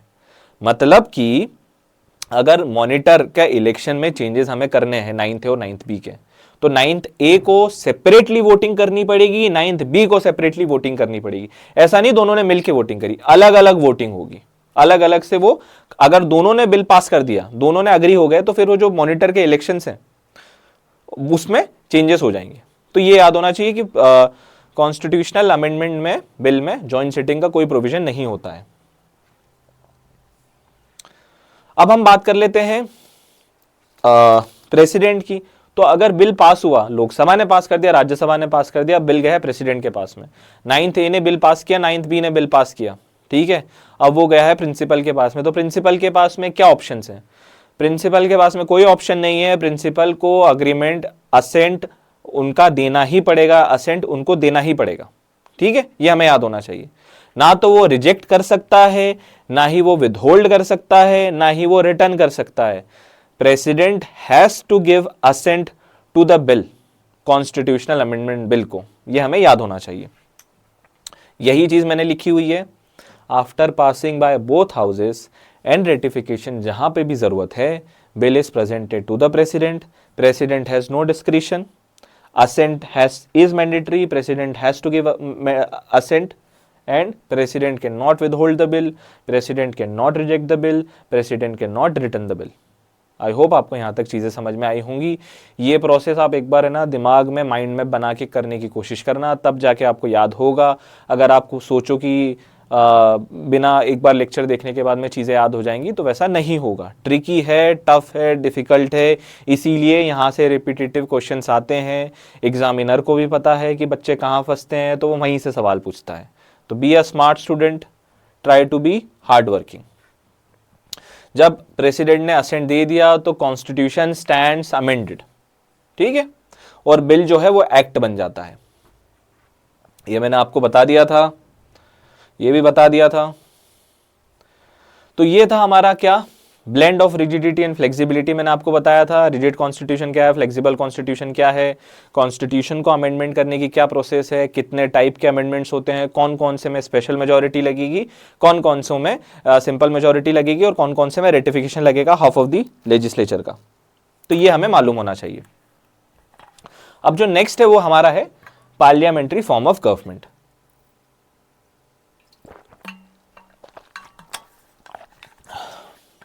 देखिए, मैंने आपको बताया था ना कि पार्लियामेंट्री फॉर्म ऑफ गवर्नमेंट हमने कहां से बोरो किया है, हमने ब्रिटिश कॉन्स्टिट्यूशन से बोरो किया है। तो पार्लियामेंट्री फॉर्म ऑफ गवर्नमेंट जब मैं आपको प्रीएम्बल भी पढ़ाया था तो मैंने बताया था डेमोक्रेटिक गवर्नमेंट है, और डेमोक्रेटिक गवर्नमेंट में मैंने बताया था प्रेसिडेंशियल फॉर्म ऑफ गवर्नमेंट होता है, पार्लियामेंट्री फॉर्म ऑफ गवर्नमेंट होता है। पार्लियामेंट्री फॉर्म ऑफ गवर्नमेंट को हम क्या कहते हैं, हम इनडायरेक्ट डेमोक्रेसी भी कहते हैं। क्यों इनडायरेक्ट कहते हैं, क्योंकि उसमें रिप्रेजेंटेटिव होते हैं, जो लोग हैं, लोगों को कौन रिप्रेजेंट कर रहा होता है, एमपीस कर रहे होते हैं, एमएलएस कर रहे होते हैं, इसीलिए हम इसको रिप्रेजेंटेटिव डेमोक्रेसी बोलते हैं। डायरेक्ट डेमोक्रेसी का एग्जांपल क्या है, आप वो बताना मुझे। तो पार्लियामेंट्री फॉर्म ऑफ गवर्नमेंट है, तो इसमें आपको क्या याद होना चाहिए, इसमें आपको याद होना चाहिए आर्टिकल्स। तो article 74 and 75 talks deals with parliamentary form of government at the centre, and article 163 and 164 deals with parliamentary form of government at the state. You must remember this, ठीक है, ये याद होना चाहिए आपको आर्टिकल्स। अब अभी तक हम क्या देख रहे थे, one of the feature of salient feature Indian constitution का पार्लियामेंट्री फॉर्म ऑफ गवर्नमेंट है। अब पार्लियामेंट्री फॉर्म ऑफ गवर्नमेंट के भी कुछ फीचर्स, हम फीचर्स के भी फीचर्स देख रहे हैं, तो कंफ्यूज मत होना, है ना। पार्लियामेंट्री फॉर्म ऑफ गवर्नमेंट है, उसका भी हम फीचर्स देख रहे हैं अभी, और parliamentary form of government itself is a feature of Indian constitution. ये भी एग्जाम में डायरेक्टली पूछा हुआ है, डायरेक्टली पूछते हैं, आपको दिखाऊंगा अभी मैं। तो पहला फीचर क्या है, पहला फीचर है nominal executive and real executive. Nominal executive मतलब नाम का एग्जीक्यूटिव, रियल एग्जीक्यूटिव मतलब सारी पावर उसके पास में। जैसे कि इंडिया में नॉमिनल एग्जीक्यूटिव कौन है, प्रेसिडेंट है, रियल एग्जीक्यूटिव कौन है, प्राइम मिनिस्टर है। अब इसको एक एग्जाम्पल से समझिए। इंडिया ने यूएसए के साथ में एक ट्रेड डील साइन करी, पूरा नेगोशिएशन किसने किया है, फॉरेन मिनिस्टर ने और प्राइम मिनिस्टर ने और काउंसिल ऑफ मिनिस्टर ने। लेकिन जब ट्रेड डील साइन हुई है तो किसके नाम से साइन हुई है, प्रेसिडेंट के नाम से साइन हुई है। सारा काम प्राइम मिनिस्टर ने करा है, सारा काम काउंसिल ऑफ मिनिस्टर ने करा है, लेकिन इवेंचुअली साइन किसने करा है, प्रेसिडेंट ने साइन किया है। आप और आपके पापा है, आप सारा काम कर रहे हो, आप आपका सारा नेगोशिएशन कर रहे हो, लेकिन इवेंचुअली डील कौन साइन कर रहा है, आपके पापा साइन कर रहे हैं। रियल पावर आपके हाथ में, नॉमिनल पावर पापा के हाथ में। वैसे ही प्रेसिडेंट के पास में नॉमिनल पावर है और real power is exercise by prime minister. तो ये याद होना चाहिए। इसीलिए बोलते हैं कि there will be council of minister headed by prime minister who will aid and advise the president. Aid मतलब कि सुझाव देगा, और एडवाइज मतलब, हाँ, एड मतलब सहायता करेगा और एडवाइज मतलब सुझाव देगा प्रेसिडेंट को। आर्टिकल 74। तो पहला फीचर हमने देख लिया उनका। अब याद मैंने बता दिया था, ये डी जूरो डी फैक्टो याद रख लेना। प्रेसिडेंट क्या है, हेड ऑफ द स्टेट है, prime minister head of government है। आर्टिकल 74 में मैंने बता दिया था क्या होता है, council of minister headed by prime minister aid and advise the president in exercising their power. Next है हमारा मेजॉरिटी पार्टी रूल। तो अभी जो पार्टी है मेजॉरिटी पार्टी में वो है एनडीए है, सबसे ज्यादा सीट्स एनडीए के पास में, तो जिसके पास में लोकसभा में सबसे ज्यादा सीट होगी वही गवर्नमेंट फॉर्म करेगा। This is what majority party rule होता है। अब इसमें एक कॉन्सेप्ट होता है, वो होता है कलेक्टिव रिस्पॉन्सिबल। तो जो काउंसिल ऑफ मिनिस्टर में जो बोल रहा हूं ना बार बार, ये क्या होता है, ये जब हम पार्लियामेंट पढ़ेंगे तब डिस्कस करेंगे। आपको अभी इतना याद होना चाहिए कि council of minister is responsible to the Lok Sabha. क्या है, council of minister is responsible to the Lok Sabha, not parliament, not Rajya Sabha, but Lok Sabha. कल को एग्जाम में एक क्वेश्चन पूछ ले, स्टेटमेंट बेस में पूछ ले कि council of minister is responsible to parliament, तो वो गलत होगा, इज रिस्पॉन्सिबल टू राज्यसभा वो गलत होगा। तो कलेक्टिव रिस्पॉन्सिबल वो किसको होंगे, लोकसभा को होंगे, ये हमें याद होना चाहिए। ठीक है, तो यही चीज लिखी हुई है मैंने। उसके बाद में एक चीज आपको ये याद होनी चाहिए कि जो आपके प्राइम मिनिस्टर हैं वो गवर्नमेंट के भी लीडर होते हैं, मेजॉरिटी पार्टी के भी लीडर होते हैं और पार्लियामेंट के भी लीडर होते हैं।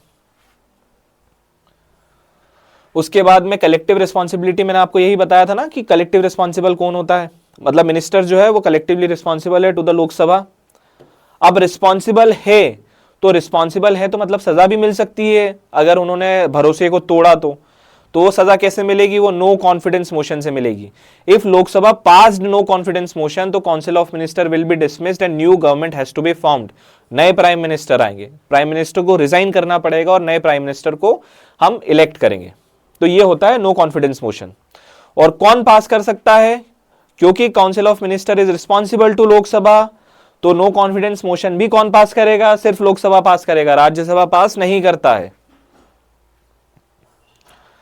ठीक है, उसके बाद में पॉलिटिकल होमोजेनिटी है, इसका मतलब ये देखो मेजॉरिटी पार्टी रूल है, तो हमें पता है कि काउंसिल ऑफ मिनिस्टर में मेजॉरिटी मिनिस्टर है वो एक पर्टिकुलर पार्टी से बिलोंग करते हैं, जैसे कि ऑनरेबल नितिन गडकरी जी, ऑनरेबल निर्मला सीतारमन जी, ऑनरेबल एस जयशंकर जी, ये सारे अमित शाह जी, ये सारे कौन सी पार्टी से बिलोंग करते हैं, बीजेपी से बिलोंग करते हैं। तो 90% जो है वो सेम पार्टी से बिलोंग कर रहे हैं काउंसिल ऑफ मिनिस्टर में। बाकी 10% जो है वो अलायंस की जो पार्टी है वहां से, मतलब अलायंस में जो पार्टीज हैं उनके मिनिस्टर्स भी आ सकते हैं, ये हमें याद होना चाहिए।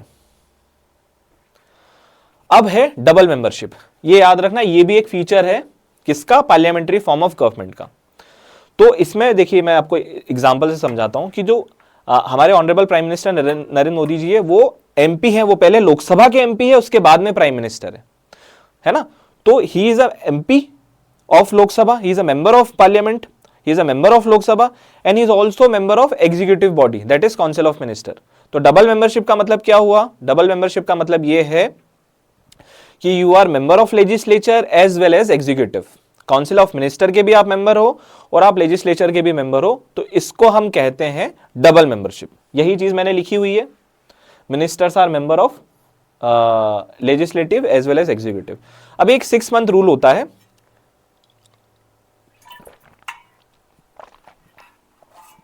ये आपको पता होना चाहिए। इसमें ऐसा होता है कि मान लीजिए कल को गवर्नमेंट चाहे तो, बीजेपी चाहे तो मुझे भी वो काउंसिल ऑफ मिनिस्टर बना सकते हैं, मतलब मिनिस्टर बना सकते हैं, पार्ट बना सकते हैं काउंसिल ऑफ मिनिस्टर का, लेकिन वो सिर्फ 6 महीने तक बना सकते हैं। Even I can become prime minister if I am above 30+, अगर गवर्नमेंट चाहे तो even I can become chief minister. मैं अगर एमएलए नहीं हूं, मैं अगर एमपी नहीं हूं, मैं फिर भी अगर मैं एलिजिबल हूं तो मैं बन सकता हूं प्राइम मिनिस्टर या चीफ मिनिस्टर, लेकिन 6 महीने से ज्यादा नहीं हो सकता। 6 महीने के बाद में या तो मुझे मेंबर बनना पड़ेगा राज्यसभा का या लोकसभा का, अगर मुझे सेंटर में काउंसिल ऑफ मिनिस्टर में रहना है तो। ठीक है, तो ये होता है 6 मंथ रूल, ये आपको याद होना चाहिए।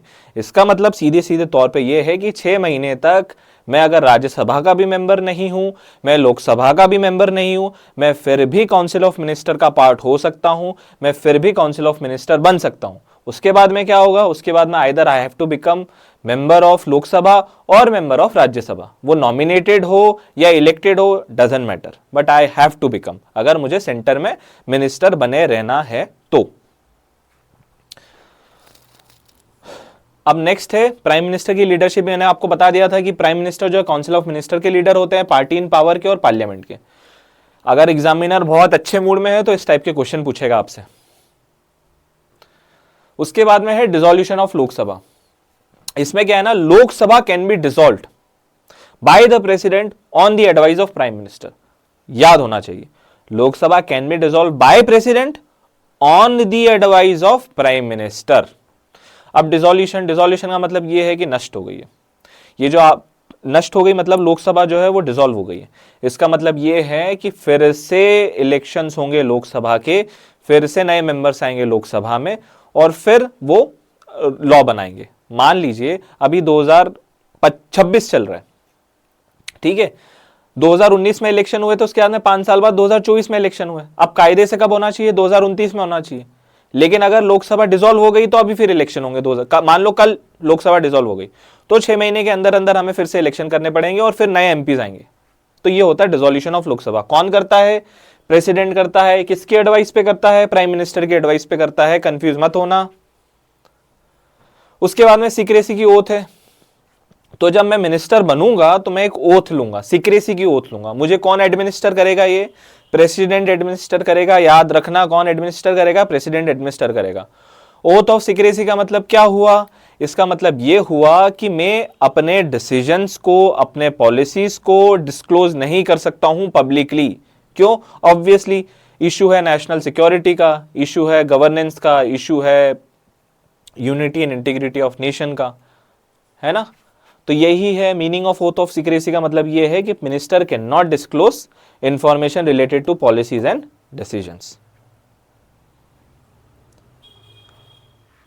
अब पार्लियामेंट्री सिस्टम को क्या कहेंगे? वेस्टमिनिस्टर मॉडल ऑफ गवर्नमेंट भी कहते हैं, रिस्पॉन्सिबल गवर्नमेंट भी कहते हैं और कैबिनेट गवर्नमेंट भी कहते हैं। याद रख लेना, वही है एग्जामिनर का मूड हुआ तो इस टाइप के क्वेश्चन पूछेगा। बहुत ही अच्छे वाइफ से झगड़ा नहीं हुआ या हस्बैंड से झगड़ा नहीं हुआ तो इस टाइप के क्वेश्चन आपसे वो पूछ लेगा। लेकिन एक बार देख लेना, कंफ्यूज मत होना।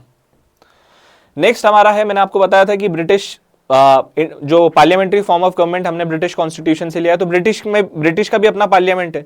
तो ब्रिटिश पार्लियामेंट और इंडियन पार्लियामेंट में क्या डिफरेंस है? What is the difference between Indian parliament and the British parliament? The first difference is India is Republic. Earlier I also told you that Republic means what? That head of the state is elected indirectly and for 5 years. But in monarchy there is, if the head of the state is what? Head of the state is hereditary. That means राजा का बेटा will become राजा, है ना। तो पहला difference ये हो गया, India is republic but British is monarchy. Second difference is Indian parliament is not sovereign as much as British parliament. British parliament is completely sovereign but Indian parliament is limited sovereign. ये हमें याद होना चाहिए। अब इसका मतलब मैं आपको आगे समझाऊंगा कि आगे इसका मतलब क्या है, लिमिटेड सोवरेनिटी का मतलब क्या होता है। अब नेक्स्ट है synthesis of parliament sovereignty and judicial supremacy. वही है, एक होता है ड्राई मंचूरियन, एक होता है ग्रेवी मंचूरियन और एक होता है बीच में सेमी ग्रेवी या सेमी ड्राई। तो एक होता है पार्लियामेंट सोवरेनिटी, एक होता है जुडिशियल सुप्रीमेसी और एक होता है सिंथेसिस। मतलब बैलेंस है पार्लियामेंट सोवरेनिटी में और जुडिशियल सुप्रीमेसी में, दोनों में हार्मनी है, दोनों में बैलेंस है। तो अब आप कहोगे पार्लियामेंट सोवरेनिटी क्या होता है? पार्लियामेंट सोवरेनिटी का मतलब यह है highest body to make laws और change law is what? Parliament. No other body including judiciary can change the laws made by the parliament even if it is going against the spirit of constitution. मान लीजिए कि India में parliamentary sovereignty है तो क्या होगा? उन्होंने बोला कल को, इंडियन पार्लियामेंट ने डिक्लेयर किया कि नहीं, हमारे इसमें तो सेक्युलर वर्ड नहीं होना चाहिए, it is going against the spirit of constitution. लेकिन अगर इंडियन पार्लियामेंट सोवरेन है तो जुडिशरी भी इंटरफेयर नहीं कर सकता। तो ये आपको कहां देखने को मिलता है? कंप्लीट सोवरेनिटी आपको कहां पे देखने को मिलती है? अभी मैंने आपको बताया था ब्रिटिश पार्लियामेंट में हमें देखने को मिलती है। British parliament is completely sovereign, उसके लॉस को कोई चैलेंज नहीं कर सकता। वही चीज है, हाईएस्ट पावर होती है टू मेक लॉज और चेंज लॉज, और जुडिशरी भी उसके लॉस को ओवरराइड नहीं कर सकता। तो फिर जुडिशियल सुप्रीमेसी क्या हुआ? जुडिशियल सुप्रीमेसी का मतलब यह होता है the final authority to interpret the laws are judiciary और judicial bodies. It means that if a law is made by the parliament, violates the principle of constitution or goes against the spirit of constitution, then judiciary can declare such law as unconstitutional और make it invalid और quash it. ये होता है judicial supremacy. यहां पे मैंने वही लिखा हुआ है, कोर्ट के पास में फाइनल अथॉरिटी होती है ना, और if law is made by parliament goes against the spirit of constitution then judiciary can declare it unconstitutional. तो ये होता है जुडिशियल सुप्रीमेसी। अब मैंने बताया बैलेंस है इंडियन पार्लियामेंट में, क्या सॉरी इंडिया का क्या फीचर है, सिंथेसिस है parliament sovereignty and judicial supremacy का, मतलब कि पार्लियामेंट सोवरेनिटी और जुडिशियल सुप्रीमेसी में हमने बैलेंस मेंटेन किया है। तो वो कैसे मेंटेन किया है ये हम अब समझते हैं। बैलेंस हमने इस तरीके से किया है, अभी मैंने आपको बताया था ना कि पार्लियामेंट जो है वो बेसिक स्ट्रक्चर को अमेंड नहीं कर सकता है, लेकिन दूसरे सारे प्रोविजंस को अमेंड कर सकता है। तो पार्लियामेंट सोवरेनिटी में इंडिया की जो सोवरेनिटी वो लिमिटेड है, मतलब जो कॉन्स्टिट्यूशन ने लिमिटेशंस दिए हैं, जो कॉन्स्टिट्यूशन के दायरे हैं, उसमें रहकर हम हमारे कॉन्स्टिट्यूशन को चेंज कर सकते हैं। ये होता है क्या, ये होता है हमारा बैलेंस हो गया, लिमिटेड सोवरेनिटी हो गई। और अगर जुडिशरी को लगता है कि नहीं ये जो कॉन्स्टिट्यूशन आपने चेंज किया है it is violating the principle of constitution, it is going against the ideal of constitution, then judiciary whether it is supreme court और high court can declare it unconstitutional. मान लीजिए कि पार्लियामेंट ने कोई law change, parliament ने कोई constitution change किया और वो कॉन्स्टिट्यूशन जो है वो कॉन्स्टिट्यूशन के अकॉर्डिंग है, मतलब कि वो कॉन्स्टिट्यूशन को वायलेट नहीं कर रहा है। अब जुडिशरी इंटरफेयर नहीं कर सकती, जुडिशरी ये नहीं बोल सकती कि नहीं नहीं ये अनकॉन्स्टिट्यूशनल है, क्योंकि वो कॉन्स्टिट्यूशनल चेंजेस उन्होंने किए, वो कॉन्स्टिट्यूशनल में लिमिटेशन में रहकर चेंज किए हैं। तो इसका मतलब क्या हुआ कि पार्लियामेंट चेंज कर सकता है कॉन्स्टिट्यूशन को, लेकिन कॉन्स्टिट्यूशन के दायरे में रहकर। जैसे ही इन्होंने ये दायरा क्रॉस किया जुडिशरी आ जाएगी, कॉन्स्टिट्यूशन को अनकॉन्स्टिट्यूशनल डिक्लेयर करेगी, इनवैलिड डिक्लेयर करेगी, और फिर से पार्लियामेंट को वो लॉ कॉन्स्टिट्यूशन में ऐसे चेंजेस करने पड़ेंगे ताकि वो कॉन्स्टिट्यूशन को वायलेट ना करे। आई होप आपको यहां तक चीजें समझ में आई होंगी। एक बार आप फिर से देख लेना, इसे थोड़ा सा ट्रिकी हो सकता है, लेकिन अगर आप इसको पेशेंसली सुनोगे, अच्छे से एक दो बार पढ़ोगे, तो आपको ये चीज समझ में आ जाएगी। इंपॉर्टेंट भी है एग्जाम के पॉइंट ऑफ व्यू से। वही चीजें मैंने लिखी हुई है कि parliament can amend the constitution but within the limits provided by the constitution, and if they goes beyond it then judiciary will intervene and declare it as unconstitutional. अब हमारा नेक्स्ट है फेडरल सिस्टम विथ यूनिटरी बायस। तो पहले हम समझते हैं federal government क्या होता है। अब ये जो यूनिटरी बायस है ना, ये अभी आपको समझ में नहीं आएगा जब तक हम फेडरल गवर्नमेंट को ना समझे। तो फेडरल गवर्नमेंट क्या होता है, ये फेडरल गवर्नमेंट के फीचर्स हैं, ये हमें याद होना चाहिए। जैसे हमने पार्लियामेंट्री फॉर्म ऑफ गवर्नमेंट के फीचर्स देखे थे, सिमिलरली हमें फेडरल गवर्नमेंट के भी फीचर्स देखने पड़ेंगे। लेकिन हम पहले समझते हैं कि फेडरल गवर्नमेंट होता क्या है। फेडरल गवर्नमेंट का मतलब ये है कि जो नेशनल गवर्नमेंट है और स्टेट रीजनल गवर्नमेंट है उनके बीच में पावर डिवाइडेड है। यस, इंडिया में पावर डिवाइडेड है सेंट्रल गवर्नमेंट और स्टेट गवर्नमेंट के बीच में, तो ये तो सही है। दूसरा क्या है, both types of government works in their respective jurisdictions. Central government state government की जुरिस्डिक्शन को ब्रीच नहीं करेगा और स्टेट गवर्नमेंट सेंट्रल गवर्नमेंट की जुरिस्डिक्शन को ब्रीच नहीं करेगा। तो ये हो गया फेडरल गवर्नमेंट। अब कहां पे आपको देखने को मिलता है फेडरल गवर्नमेंट? तो पहली चीज है, आपको ये देखने को मिलेगा यूएसए में देखने को मिलेगा, कनाडा में, ऑस्ट्रेलिया में, ये याद रख लेना, इतना इंपॉर्टेंट नहीं है। स्विट्जरलैंड में देखने को मिलेगा। अब पहला फीचर क्या है फेडरल गवर्नमेंट का? पहला है ड्यूल पॉलिटी। ड्यूल पॉलिटी मतलब कि नेशनल गवर्नमेंट और रीजनल गवर्नमेंट दोनों को एग्जिस्ट करेगा। ठीक है, तो national government exercise power in their jurisdiction, regional government state government exercise their power in their jurisdiction. जैसे कि डिफेंस है, तो डिफेंस में यूनियन गवर्नमेंट जो अपनी इंडिया की यूनियन गवर्नमेंट है, they will exercise their jurisdiction. और पुलिस है, स्टेट गवर्नमेंट के अंडर आता है, तो police will decide exercise their jurisdiction in the matter of police. Second feature क्या हुआ? रिटन कॉन्स्टिट्यूशन है। अभी मैंने आपको बताया था रिटन कॉन्स्टिट्यूशन क्या होता है। ठीक है, तो कॉन्स्टिट्यूशन अगर चीजें लिखी हुई हैं तो डिस्प्यूट होने का या फिर झगड़ा होने का चांस ही नहीं है। कॉन्स्टिट्यूशन में लिखा हुआ है कि एग्रीकल्चर, पुलिस, पब्लिक हेल्थ, ये किसका जुरिस्डिक्शन होगा? ये होगा स्टेट गवर्नमेंट का। तो आप झगड़ा करा ही नहीं जा सकता, सेंट्रल गवर्नमेंट दादागिरी नहीं कर सकता ये बोल के कि नहीं नहीं ये तो हमारा है, क्योंकि कॉन्स्टिट्यूशन में लिखा हुआ है और central government can not go against the constitution. उसके बाद में लिमिट्स भी स्पेसिफाई कर देता है वो कॉन्स्टिट्यूशन में। हमने अभी बोला था ना अमेंडमेंट, जब हमने बताया था जुडिशियल सुप्रीमेसी की हमने बात करी थी, तो कॉन्स्टिट्यूशनल लिमिटेशन में रहकर कॉन्स्टिट्यूशन में चेंजेस आप कर सकते हो, तो लिमिट्स तो कॉन्स्टिट्यूशन ने बता दी है।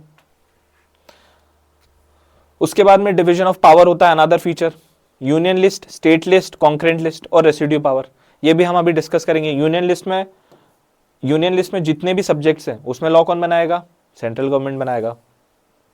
स्टेट लिस्ट में जितने भी सब्जेक्ट्स है उस पर लॉ कौन बनाएगा, स्टेट गवर्नमेंट बनाएगा। कॉन्करेंट लिस्ट में जितने भी सब्जेक्ट्स हैं उस पर लॉ कौन बनाएगा, उस पर लॉ कौन बनाएगा, उस पर जो लॉ है वो सेंट्रल गवर्नमेंट भी बना सकता है और स्टेट गवर्नमेंट भी बना सकता है, ये याद होना चाहिए, दोनों लॉ बना सकते हैं। और रेसिड्यूरी पावर मतलब कि जो ना तो इसमें है, इस लिस्ट में है, ना ही इन तीनों में से किसी में भी नहीं है, अगर वो सब्जेक्ट, जैसे आर्टिफिशियल इंटेलिजेंस है, अब हम कितने पहले बना था आर्टिफिशियल इंटेलिजेंस, तो अभी आया है, तो अब उस पर लॉ कौन बनाएगा, कितने, अभी जैसे ग्रॉक है, ग्रॉक में अभी रिसेंटली यूएस पार्लियामेंट में कितनी बातें हुई है कि ग्रॉक जो है वो कितनी न्यूडिटी को स्प्रेड कर रहा है और वो कितनी तरीके से एथिकल उसमें इश्यूज हैं, वो तो अभी आया है ना, तो उस पर लॉ कौन बनाएगा, वो तीनों लिस्ट में नहीं है। तो जो रेसिड्यूरी पावर है वो होगा रेसिड्यूरी लिस्ट में, तो जो रेसिड्यूरी पावर है वो किसके हाथ में है, वो सेंटर के हाथ में, सेंट्रल गवर्नमेंट के हाथ में। तो जो भी सब्जेक्ट अगर इन तीनों में नहीं है तो वो कौन बनाएगा उस पर लॉ, सेंट्रल गवर्नमेंट बनाएगा। सुप्रीमेसी ऑफ कॉन्स्टिट्यूशन, हमें यह पता होना चाहिए कि कॉन्स्टिट्यूशन जो है वो supreme law of the land है, that is what supremacy of constitution. It means that no law whether it is of made by state government or central government can violate the constitution. Every law passed by the state government or central government must be in harmony with the constitution, otherwise it will be declared unconstitutional by the judiciary. वही चीज लिखी हुई है, laws made by center and state must be in line with the provision of constitution, ये याद होना चाहिए, ठीक है, otherwise they can be declared unconstitutional. Rigid constitution है, तो मैंने आपको बताया ना कि कुछ प्रोविजंस जो है इंडियन कॉन्स्टिट्यूशन के, उसमें आपको special majority plus ratification of half of the legislature है, तो ये ऑब्वियसली हमने क्या कर दिया, टफ कर दिया है, तो वो हो गया रिजिड कॉन्स्टिट्यूशन। तो रिजिड कॉन्स्टिट्यूशन भी फीचर है फेडरल पॉलिटी का, ये आपको याद होना चाहिए। उसके बाद में इंडिपेंडेंट जुडिशरी है। इंडिपेंडेंट जुडिशरी का क्या सेंस है, याद रखना, इंडिपेंडेंट जुडिशरी है तो मान लीजिए सेंट्रल गवर्नमेंट और तमिलनाडु गवर्नमेंट के बीच में डिस्प्यूट हो गया, तो अगर जुडिशरी इंडिपेंडेंट नहीं होगी, मान लीजिए जुडिशरी इंडिपेंडेंट नहीं है, तो ऑब्वियसली वो तो बायस हो जाएगी, किसकी तरफ, वो बायस हो जाएगी सेंट्रल गवर्नमेंट की तरफ। तो इसकी वजह से जो स्टेट्स है वो तो डर में रहेंगे ना, उनमें तो डर का माहौल रहेगा ना। तो जब तक जुडिशरी इंडिपेंडेंट नहीं होगी तब तक वो फिर दादागिरी करेंगे। तो इसीलिए जो डिस्प्यूट्स होते हैं सेंटर और स्टेट्स के और बिटवीन स्टेट्स को सॉल्व करने के लिए, मान लीजिए तमिलनाडु और कर्नाटका के बीच में डिस्प्यूट हो गया, वो जुडिशरी के पास में गया, सुप्रीम कोर्ट के पास में, तो अगर इंडिपेंडेंट जुडिशरी रहेगी तभी तो वो इम्पार्शली और नॉन फेवरेटिज्म और न्यूट्रलिटी से चीज़ें सॉल्व कर पाएगी, डिस्प्यूट को रिजॉल्व कर पाएगी।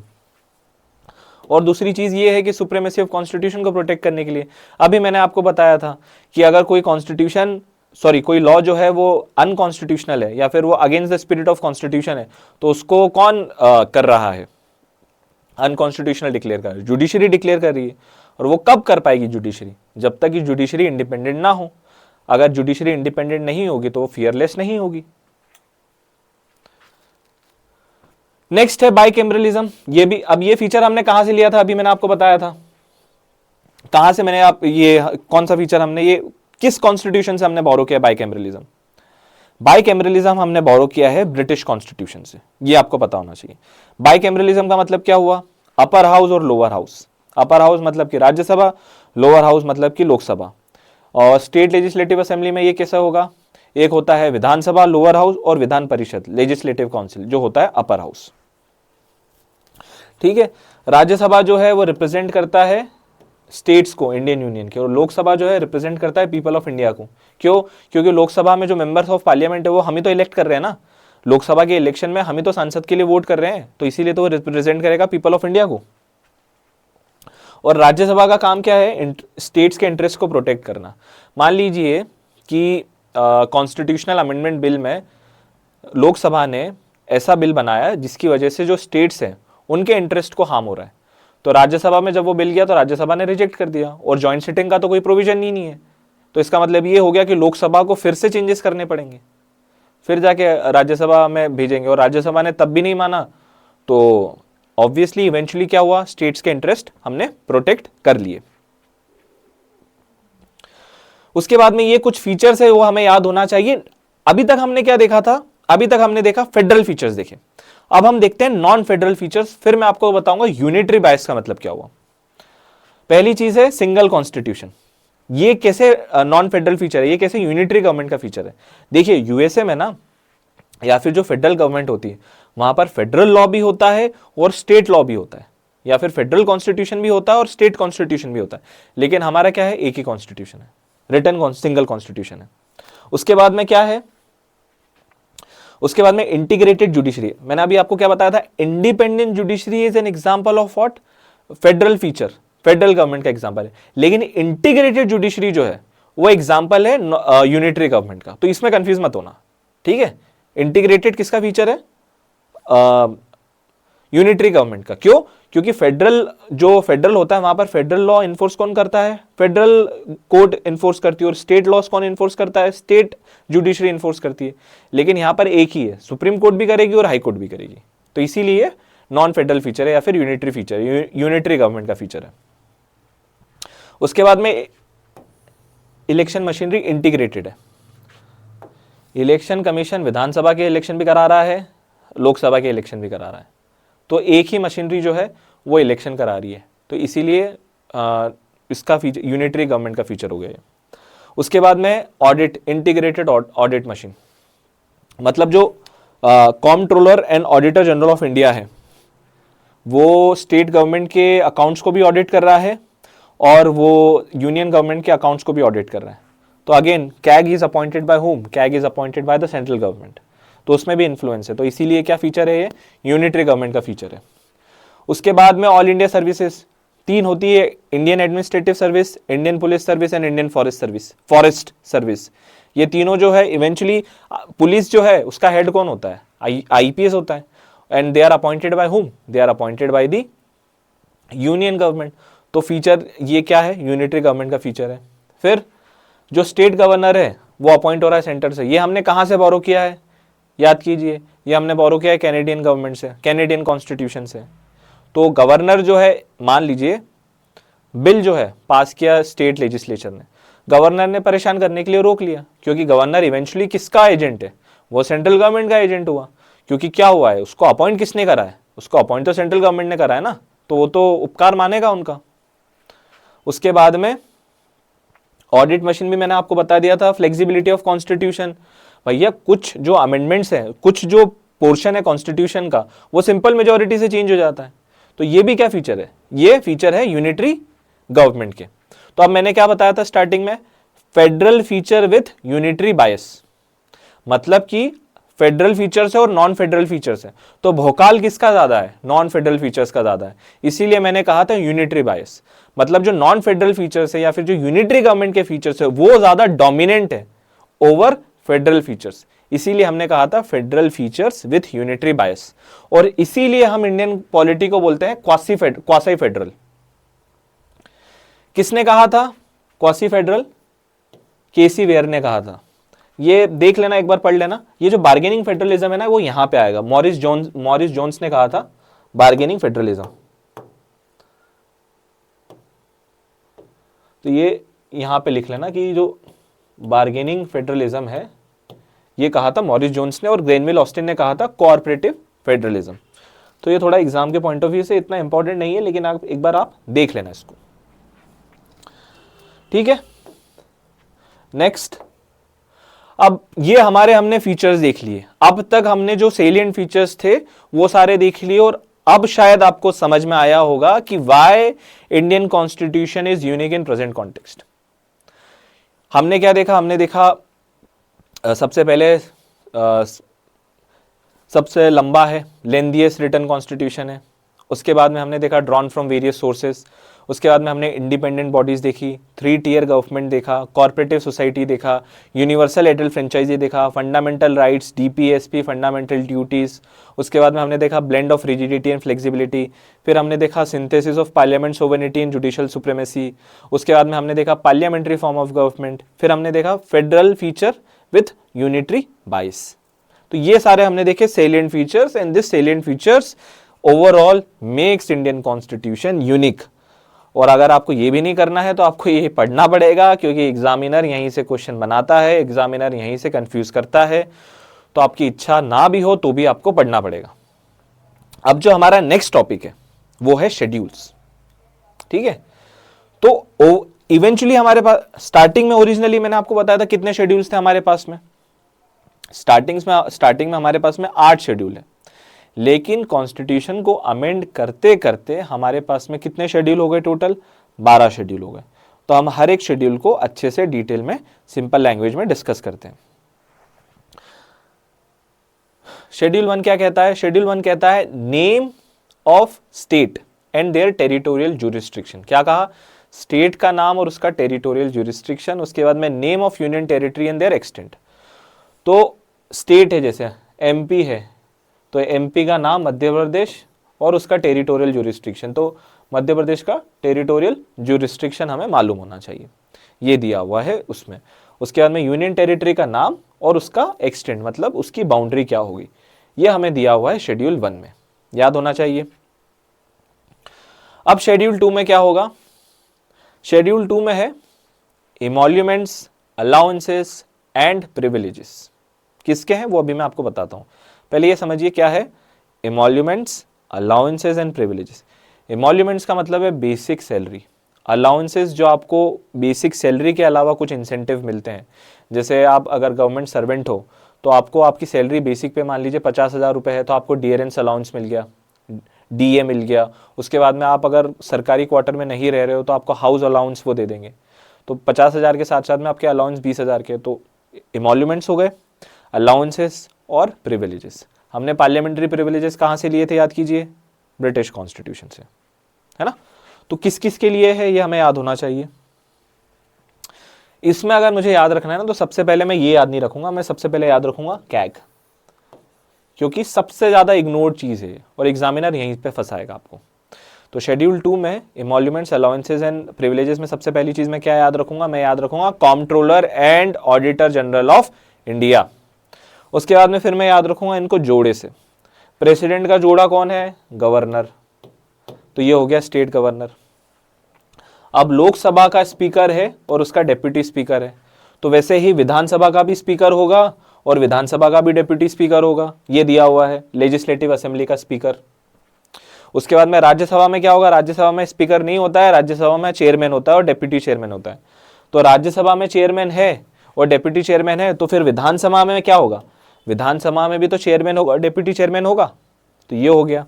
उसके बाद में क्या है? सुप्रीम कोर्ट के जज है, तो ऑब्वियसली हाई कोर्ट के जजेस भी आएंगे। तो ये हो गया सुप्रीम कोर्ट और हाई कोर्ट के जजेस। ये कर लिया आपने। देखिए, प्रेसिडेंट, प्रेसिडेंट के साथ में गवर्नर, लोकसभा का स्पीकर, लोकसभा का डेप्यूटी स्पीकर, तो विधानसभा का स्पीकर, विधानसभा का डेप्यूटी स्पीकर, राज्यसभा, राज्यसभा का डेप्यूटी चेयरमैन और चेयरमैन, तो सिमिलरली विधान परिषद का चेयरमैन एंड डेप्यूटी चेयरमैन। उसके बाद में हाई कोर्ट के जज, तो हाई कोर्ट के साथ में सुप्रीम कोर्ट के जज। तो कितने हो गए? 2 4 8 और एक कितना है? Comptroller and auditor general of India. ये हो गए 9। तो ये इस तरीके से आपने याद रख लिया। इसको पेयर में याद रखोगे। अगर आपने एक एक याद रखा है तो ऑब्वियसली फिर उसका पेयर आप याद रख सकते हो इजीली। उसके बाद में क्या है? ओथ्स, ओथ्स एंड अफर्मेशन, है ना। अफर्मेशन, ओथ एंड अफर्मेशन है। मैं ईश्वर को साक्षी रखकर ये शपथ लेता हूं, it is what oath. Affirmation में ईश्वर की साक्षी नहीं होती, मतलब एथिस्ट लोगों के लिए जो ओथ होती है उसको हम अफर्मेशन बोलते हैं सिंपल लैंग्वेज में। उसमें आप प्रॉमिस करते हो, है ना। तो ओथ एंड अफर्मेशन किसका होगा? अब इसको भी हम लॉजिकली याद रखेंगे। सबसे पहले किसको मैं याद रखूंगा? Comptroller and auditor general of India को, उसके बाद में सुप्रीम कोर्ट और हाई कोर्ट के जजेस को मैं याद रखूंगा, है ना। उसके बाद में अब मैं इसको क्रोनोलॉजिकली याद रखूंगा। देखिए कैंडिडेट्स हैं किसके, मेंबर ऑफ पार्लियामेंट के इलेक्शन के लिए और विधानसभा के लिए। तो कैंडिडेट्स जो है, मान लीजिए आपकी कॉन्स्टिट्यूएंसी से 4 लोग विधायक के लिए और सांसद के लिए खड़े हुए, तो ये 4 लोग जो हैं वो शपथ लेंगे। अब इनमें से क्या हुआ है कि एक व्यक्ति ही सांसद बनेगा और एक व्यक्ति ही विधायक बनेगा, तो वो सांसद बन गया और विधायक बन गया। तो अब वो गए हैं कहाँ पर, वो क्या बन गए, मेंबर ऑफ पार्लियामेंट बन गए और मेंबर ऑफ स्टेट लेजिस्लेचर बन गए।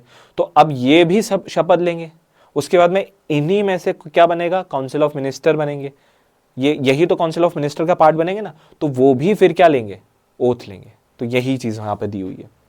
देखिए पहली चीज, candidate of parliament and state legislature. अब वो कैंडिडेट सक्सेसफुल हुआ तो वो क्या बने, वो बने मेंबर किसके, पार्लियामेंट के और स्टेट लेजिस्लेचर के, और फिर वही क्या बनेंगे, यूनियन मिनिस्टर बनेंगे और स्टेट मिनिस्टर बनेंगे। तो ऐसे आप इसको लॉजिकली याद रखो, कैंडिडेट्स के बाद में मेंबर्स के बाद में मिनिस्टर, और बाकी तो फिर हमें पता ही है, सुप्रीम कोर्ट के जज, हाई कोर्ट के जज, और उसके बाद में comptroller and auditor general of India. तो ये हो गया हमारा शेड्यूल 3। आई होप आपको यहां तक समझ में आया होगा। मूविंग ऑन, हमारा है शेड्यूल 4। शेड्यूल 4 में क्या है, एलोकेशन ऑफ सीट्स किसकी, राज्यसभा की, किसके लिए, स्टेट्स और यूनियन टेरिटरीज के लिए। याद रखना यूनियन टेरिटरी भी है यहां पर। इसमें ऐसा हुआ है कि राज्यसभा में किस स्टेट के पास में कितनी सीट होंगी, क्या डिस्ट्रीब्यूशन होगा, वो शेड्यूल 4 से रिलेटेड है। अब मान लीजिए मुझे शेड्यूल 4 में अमेंडमेंट करने हैं, तो मैं कौन सी मेजॉरिटी से करूंगा, आप बताइए जरा। वो होगा special majority plus ratification of half of the legislature. क्यों स्टेट लेजिस्लेचर, क्यों, क्योंकि यहां पे स्टेट के इंटरेस्ट अफेक्ट हो रहे हैं। तो अगर मान लीजिए एमपी की सीट मुझे 14 करनी है और इसकी मुझे 27 करनी है, तो मुझे क्या करना पड़ेगा, शेड्यूल 4 में चेंजेस करने पड़ेंगे, है ना। तो सीट्स को ऊपर नीचे करना है, बढ़ाना घटाना है अगर मुझे, तो मुझे शेड्यूल 4 में चेंजेस करने पड़ेंगे। और इसमें यूनियन टेरिटरी भी आता है, कंफ्यूज मत होना, यूनियन टेरिटरी भी आएगा। अगर सिर्फ स्टेट आया तो गलत है, स्टेट्स एंड यूनियन टेरिटरीज दोनों आएगा। This is what you must remember. Next है हमारा provisions relating to administration and control of schedule areas and schedule tribes. क्या है, schedule areas and schedule tribes. Provision related to control and administration of schedule area and schedule tribe. Schedule tribe तो आपको पता है क्या होता है। Schedule area की हम बात करते हैं, तो पहली चीज है कि शेड्यूल एरिया है तो who is declaring schedule area, president is declaring schedule area. किसी भी स्टेट में अगर किसी जगह को शेड्यूल एरिया डिक्लेयर करना है तो who will declare, it will be president. ठीक है, पहली चीज आपको ये याद होनी चाहिए। नाउ द सेकेंड थिंग, अगर शेड्यूल एरिया है, मान लीजिए ये एक स्टेट है, छोड़िए, ये एक स्टेट है ना, और इस स्टेट में ये शेड्यूल एरिया है। अब इस शेड्यूल एरिया में मुझे एरिया इंक्रीज करना है या डिक्रीज करना है तो कौन करेगा, वो प्रेसिडेंट करेगा। ठीक है, लेकिन अब गवर्नर की कंसल्टेशन उसको करनी पड़ेगी। आफ्टर कंसल्टिंग विथ गवर्नर उसे करना पड़ेगा, है ना। तो president is increasing the area और decreasing the area of schedule area, but after consulting the governor. अब शेड्यूल एरिया में स्टेट गवर्नमेंट भी अपनी पावर एक्सरसाइज करती है और यूनियन गवर्नमेंट भी अपनी पावर एक्सरसाइज करती है, यह आपको याद होना चाहिए। अब है ट्राइब एडवाइजरी काउंसिल, तो जहां जहां पर शेड्यूल एरिया एग्जिस्ट करता है वहां वहां पर ट्राइब्स एडवाइजरी काउंसिल एग्जिस्ट करेगी, यह आपको याद होना चाहिए। अब क्या है, ट्राइब एडवाइजरी है, मैंने आपको बताया था ना, advisory jurisdiction of supreme court, कहां से किससे रिलेटेड है, वो कौन सी, कहां से हमने बोरो किया है, वो हमने बोरो किया कनाडा से, कैनेडियन कॉन्स्टिट्यूशन से। तो ये जो ट्राइब एडवाइजरी काउंसिल है, इसमें क्या काम होगा, एडवाइस करने का काम होगा। जहां जहां पर शेड्यूल एरिया होगा वहां वहां पर ट्राइब्स एडवाइजरी परछाई की तरह शेड्यूल एरिया का पीछा करती रहेगी। तो ये हमें याद होना चाहिए, है ना। नेक्स्ट है, अब शेड्यूल एरिया है तो कोई पर्पस रहा होगा उसका बनाने का, तो वहां पर क्या लॉस एप्लीकेबल होंगे, तो इसको है ना कंडीशन से समझो। अब यहां पर गवर्नर आ जाएगा। अभी तक हमने क्या देखा था, प्रेसिडेंट था, लेकिन लॉ से रिलेटेड गवर्नर आ जाएगा। तो मान लीजिए कोई एक एरिया है, शेड्यूल एरिया है ना, एमपी में एक शेड्यूल एरिया है, वहां पर क्या लॉ अप्लाई होगा, तो ये कौन डिसाइड करेगा, गवर्नर डिसाइड करेगा। अब इसकी कंडीशंस आप देखना, या तो गवर्नर चाहे तो स्टेट गवर्नमेंट के पूरे लॉ अप्लाई नहीं हो, मान लीजिए कि ये एक शेड्यूल एरिया है तो उसने बोल दिया नहीं ये पूरा लॉ ही इस शेड्यूल एरिया पे अप्लाई नहीं होगा। सिमिलरली उसने बोला नहीं ये जो सेंट्रल गवर्नमेंट का लॉ है ये भी अप्लाई नहीं होगा, तो ये पहली कंडीशन हो गई। दूसरी कंडीशन क्या है, मान लीजिए कि स्टेट गवर्नमेंट का एक लॉ है, उसमें 10 रूल्स हैं, उसने बोला कि यार 10 में से ये जो 6 रूल्स है ना ये थोड़े से डाइसी है, बाकी के जो 4 रूल है ये सही है, ये शेड्यूल एरियाज में एप्लीकेबल होने चाहिए, तो ये हो गया। सिमिलरली उसने यूनियन गवर्नमेंट के लिए भी सेम चीज बोली कि ये जो 10 रूल है इसमें से 4 रूल अच्छे हैं, बाकी के 6 नहीं है, तो ये जो 4 रूल है आप इसको अप्लाई कर दो शेड्यूल एरिया में, तो ये हो गई सेकेंड चीज। थर्ड चीज ये हो सकती है कि वो ये बोल सकता है कि देखो पूरे शेड्यूल एरिया में आप अप्लाई मत करो, आप सिर्फ एक पर्टिकुलर पार्ट में अप्लाई कर दो, या आप ये बोल सकते हो कि पूरे शेड्यूल एरिया को छोड़ के आप ये पर्टिकुलर एरिया में, पर्टिकुलर जो शेड्यूल एरिया का छोटा सा हिस्सा है उसमें ये लॉ अप्लाई कर दो। तो ये मैथमेटिकल इक्वेशन बनती है बहुत सारी, तो वो इक्वेशन आप बना लेना, मतलब अगर आप माइंड में बना लोगे तो आपको समझ में आ जाएगा।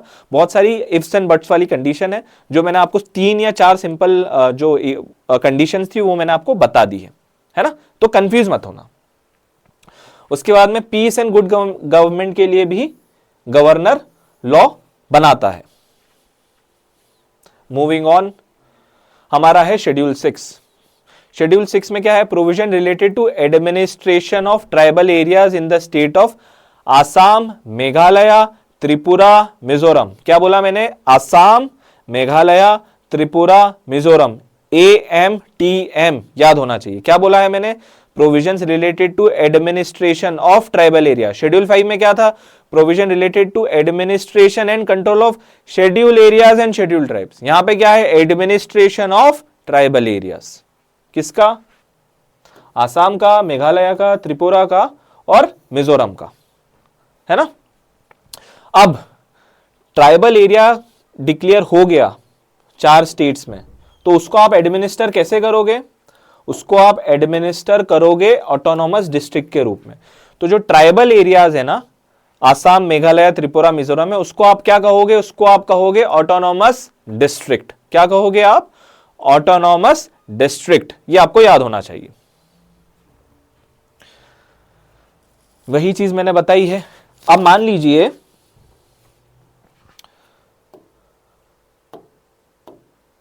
ये आसाम है, इसमें ये जो है ट्राइबल एरिया है या फिर ये ऑटोनॉमस डिस्ट्रिक्ट है, तो यहां पर क्या होगा, यहां पर डिस्ट्रिक्ट काउंसिल होगी।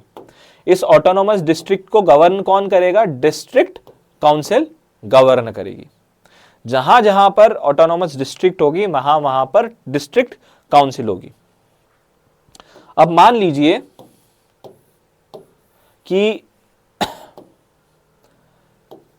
ये ट्राइबल, ये आसाम है और इसमें ये ट्राइबल एरिया, ये ट्राइबल एरिया 1 है, ये ट्राइबल एरिया 2 है। ऐसा छोड़िए इसको, ऐसा आप याद रखिए। मान लीजिए कि एक ये ट्राइबल एरिया है ना। अब इस ट्राइबल एरिया में ऐसा हो सकता है या तो सेम ही ट्राइब, एक ही टाइप की ट्राइब रह रही हो, या ऐसा भी तो हो सकता है ना कि मल्टीपल ट्राइब्स, जैसे कि भाई यहां पर ट्राइब 1 है, यहां पर ट्राइब 2 है और यहां पर ट्राइब 3 है, अलग अलग टाइप्स की ट्राइब रह रही हो, तब क्या होगा, तो तब एक कंडीशन बनती है, वो होती है रीजनल काउंसिल की। तो ये यहां पर ओवरऑल डिस्ट्रिक्ट काउंसिल एडमिनिस्टर करेगा, ठीक है, लेकिन यहां पर एक रीजनल काउंसिल 1 होगी, रीजनल काउंसिल 2 होगी और रीजनल काउंसिल 3 होगी। ये हमें याद होना चाहिए। मतलब मैंने ये कहा है कि आपका एक ट्राइबल एरिया है, उस ट्राइबल एरिया को हमने ऑटोनॉमस डिस्ट्रिक्ट कहा, और वो ऑटोनॉमस डिस्ट्रिक्ट कौन एडमिनिस्टर कर रहा है, डिस्ट्रिक्ट काउंसिल एडमिनिस्टर कर रहा है।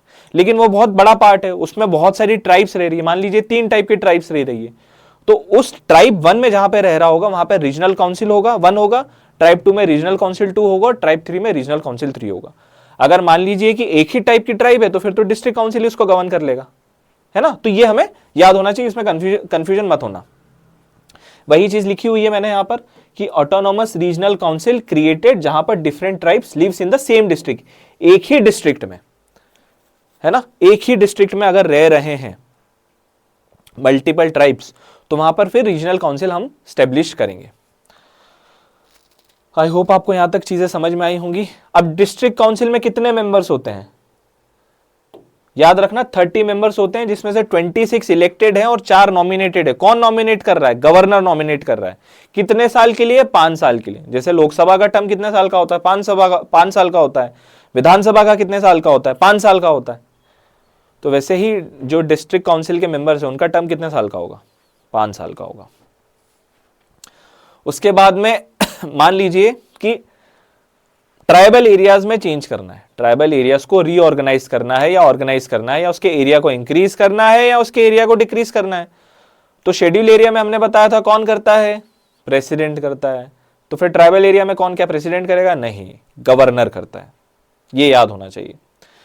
तो governor is empowered to organise and reorganise autonomous district. He can also increase the area, decrease the area और change the name of the district council और ऑटोनॉमस डिस्ट्रिक्ट। मान लीजिए जैसे बोडो लैंड ऑटोनॉमस डिस्ट्रिक्ट है, अब उसको चेंज करके Bodo something something कुछ करना है, तो वो कौन करेगा, गवर्नर करेगा। तो नाम भी चेंज कौन कर रहा है, ऑटोनॉमस डिस्ट्रिक्ट का गवर्नर कर रहा है। अब एट प्रेजेंट में श्योर नहीं हूं, शायद 10 ऑटोनॉमस डिस्ट्रिक्ट है। 1 2 ये देख लेना आप, 1 2 3 4 5 6 7 8 9 10 11 12, नहीं 12 है, शायद 12 है। एक बार ये आप चेक कर लेना, फैक्चुअल इंफॉर्मेशन है, इतनी एग्जाम में आती नहीं, लेकिन एक बार आप ये चेक कर लेना कि कितनी है। उसके बाद में पार्लियामेंट भी लॉ बना सकता है 6 शेड्यूल के लिए, और स्टेट लेजिस्लेचर भी लॉ बना सकता है 6 शेड्यूल के लिए। और दोनों ही लॉ तभी अप्लाई होंगे अगर गवर्नर ने समझौता दिया है, सॉरी गवर्नर ने सहमति दी है। तो if governor is not allowing that a particular central government's law shall not apply, then it will not apply। ठीक है। अब उसके बाद में मैंने बताया था गवर्नर के पास में स्पेशल पावर है, वो जो, हाँ, अब आपको ये चीज याद होनी चाहिए कि जो डिस्ट्रिक्ट काउंसिल है ना, वो लॉ बना सकता है, लेकिन ये जो लॉ है इसको गवर्नर रिजेक्ट भी कर सकता है और उसको मॉडिफाई भी कर सकता है। ये हमें याद होना चाहिए। उसके बाद में वो ये देखता है कि वेदर स्टेट लॉ शुड, मतलब स्टेट लॉज और सेंट्रल गवर्नमेंट के लॉज अप्लाई होने चाहिए कि नहीं होने चाहिए, ये भी governor is empowered to decide. उसके बाद में मान लीजिए गवर्नर को ऑटोनोमस डिस्ट्रिक्ट के एरिया को असेस करना है, इवैल्यूएट करना है, तो वो एक इन्वेस्टिगेटिव कमीशन अपॉइंट करेगा। वो कमीशन ये चेक करेगा कि यहाँ पर हमने एक पर्टिकुलर प्रोविजन लाए थे, तो क्या किन कंडीशंस में इंप्रूवमेंट हुआ है, किन कंडीशन में कोई चेंज नहीं हुआ है, किन कंडीशन में ओवरऑल डेप्रीवेशन डिक्रीज हुई है कंडीशन। तो वो सारी चीजें कौन करेगा, इन्वेस्टिगेटिव कमीशन करेगा। कौन अपॉइंट करता है, गवर्नर अपॉइंट करता है। किससे रिलेटेड है, ट्राइबल एरिया से रिलेटेड है। कौन सा शेड्यूल है, शेड्यूल 6 रिलेटेड है। अब उसके बाद में कुछ इंफॉर्मेशन है, आप इसको रीड कर लेना, बस ये रीडिंग के लिए है, इसमें समझाने जैसा कुछ नहीं है। सिमिलरली यहां पर भी वही चीज दी हुई है, यहां पर भी वही चीज दी हुई है। अब हम आ जाते हैं शेड्यूल 7 पर। अब शेड्यूल 7 में क्या है, शेड्यूल 7 में डिवीजन ऑफ पावर, यूनियन और स्टेट्स के बीच में पावर डिवाइडेड है। किस तरीके से, 3 लिस्ट है, यूनियन लिस्ट है, स्टेट लिस्ट है, कॉन्करेंट लिस्ट है, और उसके बाद में जो ये तीनों लिस्ट में नहीं है सब्जेक्ट, वो रेसिड्यूरी लिस्ट में आएगा, रेसिड्यूरी पावर हो जाएगी वो। अब एग्जामिनर का मूड बहुत खराब है तो वो पूछ लेगा ओरिजिनली कितने सब्जेक्ट्स थे, अभी कितने हैं, अभी कितने हैं, ओरिजिनली कितने थे। ये मतलब यूनियन लिस्ट में कितने सब्जेक्ट्स थे, ओरिजिनली कितने थे, अभी कितने हैं, स्टेट लिस्ट में कितने सब्जेक्ट्स थे, अभी कितने हैं, सिमिलरली कॉन्क्रीट लिस्ट में अभी कितने सब्जेक्ट है, ओरिजिनली कितने थे। आपको याद नहीं रखना है, रीडिंग कर लेना, अगर आपके दिमाग में रह जाए तो अच्छी बात है, वेल एंड गुड, अदरवाइज इसको पढ़ते रहना। अब ये याद रखिए, ये यही चीज मैंने दी हुई है, ये एग्जाम के पॉइंट ऑफ व्यू से इंपॉर्टेंट है, क्वेश्चंस आए हैं तो देख लेना कौन सी लिस्ट में कौन से सब्जेक्ट्स हैं। अब ये 42nd constitutional amendment act important है हमारे लिए। कुछ 5 सब्जेक्ट्स हमने स्टेट लिस्ट से कॉन्करेंट लिस्ट में ट्रांसफर किए थे। कौन कौन से थे, वो था एजुकेशन, वो था फॉरेस्ट था वो, उसके अलावा हाँ, protection of wild animals and birds, उसके बाद में था administration of justice, weights and measures और एजुकेशन। ये 5 सब्जेक्ट्स याद होने चाहिए। कौन कौन से हैं? एजुकेशन हो गया, फॉरेस्ट के साथ में फिर मैं क्लब कर लूंगा protection of wildlife and animals, उसके बाद में weights and measures and administration of justice. ये आपको याद होने चाहिए। एग्जाम में ये भी पूछा हुआ है, तो ये 5 भले वो बाकी वाले आप याद मत रखना, लेकिन ये तो याद होना ही चाहिए। बाकी वाले आपको याद रखने की कोशिश करना है, लेकिन ये तो नॉन एसेंशियल है, ये तो आपको मस्ट होने ही चाहिए याद।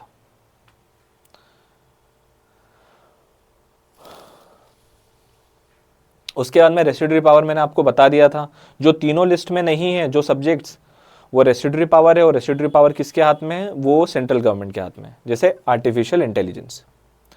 उसके बाद में शेड्यूल 8 हम बात करते हैं, तो शेड्यूल 8 में किस चीज की बात हो रही है? लैंग्वेज की बात हो रही है। तो याद रखना, India do not have a national language, India की कोई नेशनल लैंग्वेज नहीं है। India has official languages. How many official languages India has? Around 22 official languages India has. What are official languages? Languages which are recognized by the Constitution of India are official languages. ये आपको याद होना चाहिए। तो अब इसमें official languages में हमने अमेंडमेंट्स किए थे। तो 21st हमने अमेंडमेंट किया था, उससे हमने सिंधी ऐड किया। फिर हमने 71st था, तो 71st से हमने कोंकणी, मणिपुरी और नेपाली ऐड किया।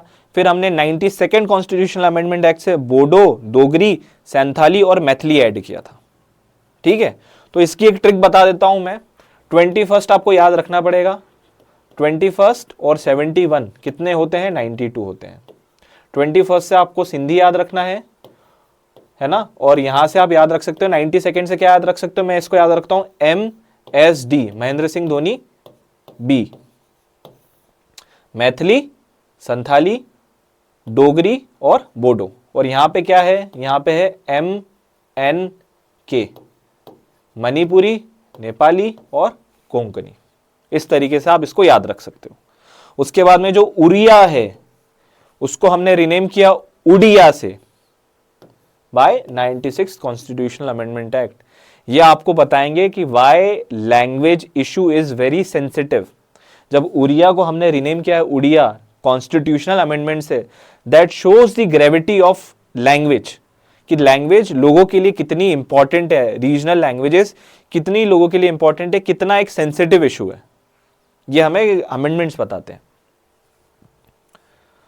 उसके बाद में हम आ जाते हैं शेड्यूल 9 पर। तो शेड्यूल 9 किस चीज की बात कर रहा है? शेड्यूल 9 बात कर रहा है acts and regulations of state legislature which are related to abolition of zamindari system and land reforms.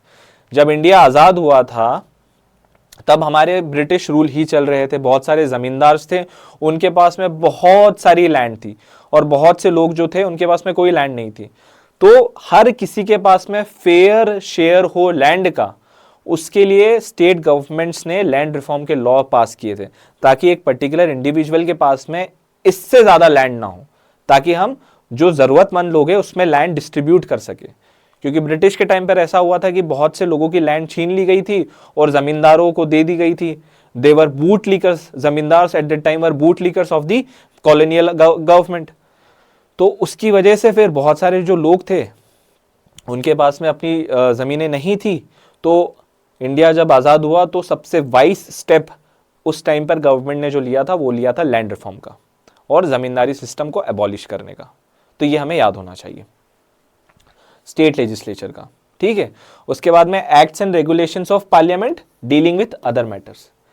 अब मैंने क्या बताया था आपको कि 8th हमारे पास में ओरिजिनली कितने शेड्यूल्स थे? 8 शेड्यूल्स थे, और अभी कितने हैं? 12 हैं। तो जो 9th शेड्यूल है हमने कौन से कॉन्स्टिट्यूशनल अमेंडमेंट एक्ट से ऐड किया था? फर्स्ट कॉन्स्टिट्यूशनल अमेंडमेंट एक्ट से हमने ऐड किया था 1951। ये हमें याद होना चाहिए। उस टाइम पर प्राइम मिनिस्टर कौन थे? तो वो थे honourable prime minister Jawaharlal Nehru ji. ठीक है, ये यूपीएससी में पूछा हुआ है इसलिए मैं बोल रहा हूं।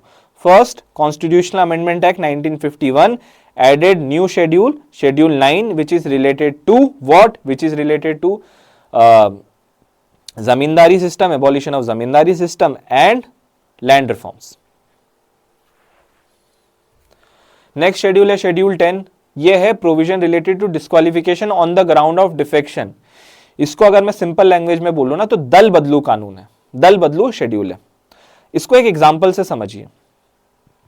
मान लीजिए मुझे कांग्रेस पार्टी ने एमएलए का टिकट दिया, मैं खड़ा हुआ, मैंने एमएलए का इलेक्शन कंटेस्ट किया कांग्रेस पार्टी से, मुझे, और मैं जीत भी गया और मैं एमएलए बन गया। किससे? कांग्रेस पार्टी से। अब मैंने क्या किया, मैंने एमएलए रहते हुए बीजेपी ज्वाइन कर ली। तो ये क्या किया, मैंने दल बदल लिया। और ये 1980s तक बहुत हो रहा था, जिसकी वजह से गवर्नमेंट जो थी बहुत अनस्टेबल हो रही थी। तो इसीलिए हमने ये लॉ लेके आए थे कि अगर आपको किसी पार्टी से विधायक का टिकट मिला है या फिर सांसद का टिकट मिला है और आप वो बन चुके हो उनकी टिकट से, तो अब जो है आप पार्टी चेंज नहीं कर सकते हो, आपको रिजाइन करना पड़ेगा, उसके बाद में आप पार्टी चेंज करोगे। आप एमएलए रहते हुए पार्टी चेंज कर रहे हो तो आप डिस्क्वालीफाई हो गए on the ground of defection, in simple language on the ground of दल बदलू कानून। तो ये किससे रिलेटेड है? ये शेड्यूल 10 है, दल बदलू। आई होप आपको समझ में आया होगा, बहुत सिंपल लैंग्वेज में मैंने आपको बताया है। और इसके अलावा आपको ये याद होना चाहिए कि ये किससे ऐड किया था हमने? 52nd कॉन्स्टिट्यूशनल अमेंडमेंट एक्ट 1985 से हमने ऐड किया था। तो ये भी आपको पता होना चाहिए। शेड्यूल में आपको पता होना चाहिए कि हमने 9th शेड्यूल कौन से कॉन्स्टिट्यूशनल अमेंडमेंट एक्ट से ऐड किया था, 10th शेड्यूल हमने कौन से कॉन्स्टिट्यूशनल अमेंडमेंट एक्ट से ऐड किया था, 11th शेड्यूल हमने कौन से कॉन्स्टिट्यूशनल अमेंडमेंट एक्ट से ऐड किया था, और 12th शेड्यूल हमने कौन से कॉन्स्टिट्यूशनल अमेंडमेंट एक्ट से ऐड किया था। ये आपको पता होना चाहिए। शेड्यूल 11 मैंने आपको बता दिया था, 73rd से ऐड हुआ था, 29 सब्जेक्ट है। ये आर्टिकल 243 जी है, डब्ल्यू नहीं है, ये जी है, मिसप्रिंट है ये, सॉरी उसके लिए, है ना। उसके बाद में शेड्यूल 12 हमें पता है किससे रिलेटेड है? म्यूनिसिपैलिटी से रिलेटेड है। कितने सब्जेक्ट है? 18 सब्जेक्ट है। 74th कॉन्स्टिट्यूशनल अमेंडमेंट एक्ट से ऐड हुआ है, और 243 डब्ल्यू है। आई होप ये हमने शेड्यूल कवर कर लिया है। आज हमने 2 चीजें कवर करी है। थोड़ा सा ये एग्जॉस्टिव भी होगा, ओवरवेलमिंग भी होगा, लेकिन आई होप आप ये बहुत पेशेंटली इस लेक्चर को देखेंगे और चीजें समझेंगे। अभी तक हमने सेलिएंट फीचर्स देख लिए और शेड्यूल्स देख लिए। अब हम कुछ पीवाईक्यूज देखने की कोशिश करते हैं जो इस टॉपिक से रिलेटेड थे। क्या दिया हुआ है इसमें? विच one of the following schedule of constitution of India includes the disqualification of legislator on ground of defection? Pause करके आप इसका आंसर बताइए क्या है। इसका आंसर है 10th शेड्यूल। अभी हमने देखा किससे ऐड किया था हमने इसको, 52nd कॉन्स्टिट्यूशनल अमेंडमेंट एक्ट 1985 से ऐड किया है। नेक्स्ट क्वेश्चन है, which schedule of the constitution of India contains the 3 list that divides power between union and the states? Simple है, 7th शेड्यूल है वो। उसके बाद में ये कुछ क्वेश्चंस हैं, आप देख लीजिएगा। अब ये क्या दिया हुआ है? Constitution of India is republic because first provided for an elected parliament, second provides for adult franchise, third contains a bill of rights, fourth has no hereditary element. क्या है इसका आंसर? मैंने आपको जब पढ़ाया था रिपब्लिक तो मैंने बोला था कि ऐसा जरूरी नहीं है कि राजा का बेटा राजा बनेगा, वो मोनार्की में होता है, तो कोई हेरिडिटरी एलिमेंट नहीं है। नेक्स्ट क्वेश्चन क्या है? ये मिसप्रिंट है, इसमें ना ऑप्शंस हमने ऐड नहीं किए करे हैं। अब क्या दिया हुआ इसमें? The 6th schedule of the Indian constitution contains provisions for the administration of tribal areas. Which of the following state is not covered under this schedule? Assam, Manipur, Meghalaya, Tripura. मैंने आपको तब भी बताया था आसाम, मेघालय, त्रिपुरा, मिजोरम, इस तरीके से आप इसको याद रखिए। इसका आंसर मणिपुर है। Next, which one of the following language is not recognized in the 8th schedule to the constitution of India? इसका आंसर आप मेरे को कमेंट बॉक्स में बताना कि क्या है। The 6th schedule of constitution of India pertains to the administration of tribal area in which of the following state? देखिए रिपीट किया है ये क्वेश्चन, इसीलिए पीवाईक्यूज इंपॉर्टेंट है। क्या आएगा इसका आंसर? आसाम, मेघालय, त्रिपुरा, मिजोरम। बिल्कुल फर्स्ट है इसका आंसर, पढ़ने की भी जरूरत नहीं आपको। +2 और आगे बढ़िए। क्या है next question? Which one of the following statement with regard to 9 schedule of constitution of India is not correct? क्या पूछा है? करेक्ट नहीं है, तो इसलिए आप इस पे थोड़ा सा एम्फेसाइज कीजिए, not correct. It was inserted by the Constitution First Amendment Act. Okay. The acts and regulations specified in the 9th schedule shall become void on the ground that it violates fundamental right in part 3 of the Constitution. Okay. The Supreme Court has power of judicial review of an act included in the 9th schedule on doctrine of basic structure. Okay. The appropriate legislature can repeal or amend an act specified in the 9th schedule. अब इसका answer बताइए क्या है? 9 schedule में क्या दिया हुआ है? Which one of the following statement with regards to, इसका आंसर आप बताइएगा कि क्या है। और इसमें दिया हुआ है नॉट करेक्ट, याद रखना करेक्ट नहीं है, इसको करेक्ट मत करके बता देना आप।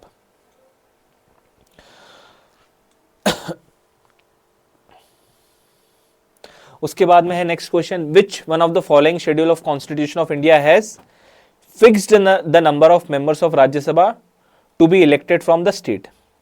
अब अगर मेरे को ये क्वेश्चन भी समझ में नहीं आ रहा ना, तो मुझे पता है कि 5th शेड्यूल जो है वो शेड्यूल एरिया और ट्राइबल एरिया से रिलेटेड है। 6th शेड्यूल एरिया और शेड्यूल ट्राइब से रिलेटेड है। 6th शेड्यूल जो है वो रिलेटेड है शेड्यूल ट्राइब से, ट्राइबल एरिया से, तो ये तो नहीं हो सकता और ये भी नहीं हो सकता। 3rd शेड्यूल मुझे पता है किससे रिलेटेड है, ओथ से रिलेटेड है, तो ये भी नहीं हो सकता। तो बचा क्या फिर? 4th schedule.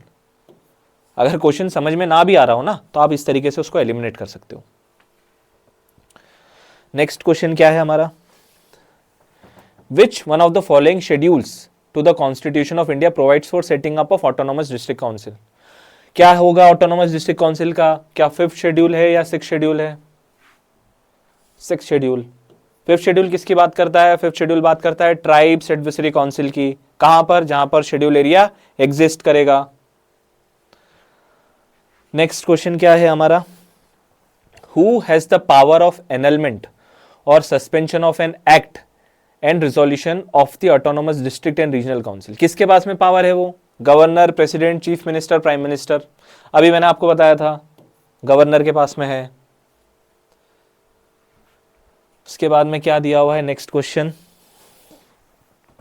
Which of the following statement relating to the 5th schedule of constitution of India is not correct? Again they have asked not correct. क्या दिया हुआ इसमें? It relates to the special provisions for administration of certain areas in the states other than Assam, Meghalaya, Tripura and Mizoram. Okay. Tribes advisory council are to be constituted to give advice under the 5th schedule. Okay. The governor is not authorised to make regulation to prohibit और restrict the transfer of land by or among members of the scheduled tribe. Okay. Governor of states in which there are scheduled areas have to submit reports to the president regarding the administration of such area. तो उसमें क्या होगा? देखिए first तो क्या दिया हुआ है, बिल्कुल ठीक है, आसाम, मेघालय, त्रिपुरा, मिजोरम, ये तो सही है। ट्राइब एडवाइजरी काउंसिल ये भी सही है। द गवर्नर क्यों नहीं ऑथराइज्ड है? गवर्नर इज ऑथराइज्ड, तो ये स्टेटमेंट गलत है, तो इसका मतलब ऑप्शन सी। ठीक है। अब ये हमने देख लिए हैं सारे, इनमें से मैंने कुछ छोड़े हैं, आप इसका आंसर मुझे बताना। कुछ मिसप्रिंट भी है, तो आई होप आपको यहां तक चीजें समझ में आई होंगी। नेक्स्ट लेक्चर में हम यूनियन टेरिटरी और सिटीजनशिप को कंप्लीट करेंगे। ठीक है, आई होप आपको यहां तक चीजें समझ में आई होंगी। जय हिंद, नेक्स्ट टाइम फिर मिलते हैं।